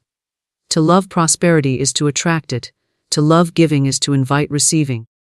The miser shuts his own door, but the generous heart holds its gates wide, and the flood of supply rushes in. Love of giving is the surest sign of prosperity, for only the one who knows abundance within can pour it forth without fear. Love fulfills the law in health as well as wealth. Fear of disease invites disease, resentment poisons the body, anger disturbs the nerves. But love soothes, heals, and restores. Love of life calls forth vitality, love of health calls forth strength. Love of harmony creates balance in every cell. To bless one's own body with words of love is to invite it to function perfectly. To resent one's body, to curse its weaknesses, is to plant seeds of discord in the very temple of life. Love your body, bless it, thank it, and it will respond with strength. Love yourself as an expression of divine perfection, and that perfection will manifest more and more in form. Love is also intuition's guide. The voice within speaks most clearly when the heart is filled with love, for love dissolves fear and quiets confusion. Fear clouds the inner ear, distorts guidance, and creates doubt. Love makes the path plain, for it aligns the heart with the higher wisdom that always leads aright. To follow intuition is to follow love's whisper, and love never misleads. When in doubt, ask, what would love say? What would love do? And the answer will always align with truth, for love cannot err. Love is harmony with divine order. Every law of spirit is fulfilled in love, for love contains them all. To walk in love is to walk in alignment with the highest law, the law that governs the universe itself. Resistance ceases, struggle ends, and the flow of good becomes natural and effortless. Where love reigns, there is no separation between man and his good, for love unites all things into one. Intuition is the guiding voice of spirit, the inner compass that speaks with quiet certainty, directing man upon the path of safety, supply, and perfect expression. It does not argue. It does not explain, it does not plead, it simply declares in stillness what must be done. Often it is dismissed as a passing thought or imagination, yet those who learn to recognize it know it as the infallible voice of divine wisdom. Reason calculates, weighs evidence. and is limited by what the outer senses reveal, but intuition sees beyond the scene, into the realm where all things are already accomplished. It is the direct whisper of spirit into the heart of man, and when obeyed without hesitation, it never leads astray. Many wander in confusion because they lean solely upon their reasoning mind. They strive to work out their problems by human calculation, considering every possibility, fearing every outcome, yet they end in greater perplexity. The reasoning mind can only rearrange facts already known, but intuition brings fresh truth from the infinite. It provides answers that the intellect cannot devise, solutions that appear impossible by outer logic but prove perfect when followed. A step taken in obedience to intuition often unlocks doors that years of labor could not open, for it places man in alignment with divine order. Intuition is immediate and complete. Where reason proceeds step by step, intuition sees the whole at once. It is like a flash of light in darkness, illuminating the path without the need of lantern or map. One may stand at a crossroads, uncertain which way to go, but in silence hears the inner voice say, "This is the way, walk in it." To ignore such guidance is to invite delay, but to follow it with trust is to discover that the road chosen leads directly to the desired good. Even when appearances suggest the contrary, intuition proves itself in the end, for it draws from a wisdom that cannot err. Intuition often speaks in gentleness, so quietly that the clamor of fear and doubt can drown it out. The fearful heart cannot hear clearly, for its inner ear is filled with the noise of worry. But the heart stilled in trust becomes receptive, and in that stillness intuition makes itself known. It may come as a sudden knowing, a phrase that repeats in the mind, a picture flashed before the inner eye, or a strong pull toward a certain action. However it comes, it carries with it a feeling of certainty, a peace that defies questioning. That peace is the seal of truth, and those who learn to heed it walk securely, no matter how uncertain the outer conditions appear. The voice of intuition never speaks of fear, never threatens, never condemns. Its tone is always calm, clear, and direct. Fear may masquerade as intuition, shouting warnings of disaster, but true intuition is never anxious. It may urge swift action, yet it does so with assurance rather than panic. To test whether a voice is intuition or fear, one need only observe its effect upon the spirit. If it brings confusion and unrest, it is not intuition. If it brings clarity and quiet certainty, it is the divine guide. Intuition also governs timing. Many failures are not the result of wrong actions, but of right actions taken at the wrong time. Reason pushes and hurries, but intuition knows when to move and when to wait. To act too soon may bring resistance. To delay too long may bring loss. But intuition always knows the perfect moment. The one who listens finds himself in the right place at the right time, meeting the right people, receiving the right opportunities. This is often called coincidence by those who do not understand, but it is the precise outworking of intuition followed. Supply is often unlocked by intuition. The reasoning mind may calculate how money should come, from which channel, by what means, yet the supply seems delayed. But intuition may whisper to take a step in a direction that appears unrelated to money, and through that step the channel opens. One may feel guided to visit a place, to speak to a certain person, to begin a certain task, and through that obedience, supply flows in unexpected ways. The divine intelligence knows infinite ways to bring abundance, and intuition is its messenger. The one who trusts this inner guidance never lacks, for he follows the path where provision is already prepared. Intuition is also the guide in relationships. Reason may judge by appearances, weighing words and actions, but intuition sees the heart. It may warn against trusting one who outwardly seems kind, or it may assure of the goodness of one who appears rough. Many heartbreaks and betrayals would be avoided if intuition were followed rather than appearances. Intuition also guides in speech, giving the right word at the right time. A phrase spoken in obedience to that inner prompting may heal a wound, reconcile a quarrel, or open a door of opportunity. The mind may hesitate, but intuition speaks swiftly, and obedience brings results beyond expectation. Intuition is cultivated by silence and trust. In the noise of constant thought and speech, its voice is drowned out, but in stillness it grows clear. The one who daily makes room for quiet communion becomes increasingly aware of the divine guidance within. Each time intuition is obeyed, its voice grows stronger. Each time it is ignored, it grows fainter. Trust also strengthens it, for doubt clouds perception. To say, "I trust my inner guide, I know it speaks truly," is to open the channel wider. The law responds to such trust, and intuition flows freely. The guiding voice of spirit is never absent.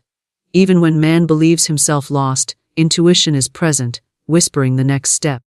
It does not reveal the entire journey at once, but only the step that must be taken now. Faith and obedience to that step lead to the next. And so the path unfolds, often in ways the reasoning mind could never have imagined. Intuition does not flatter the ego nor satisfy curiosity. It directs for the sake of harmony, safety, and perfect good. To live by intuition is to live in alignment with divine order. For it is the law's own voice, speaking within the heart of man.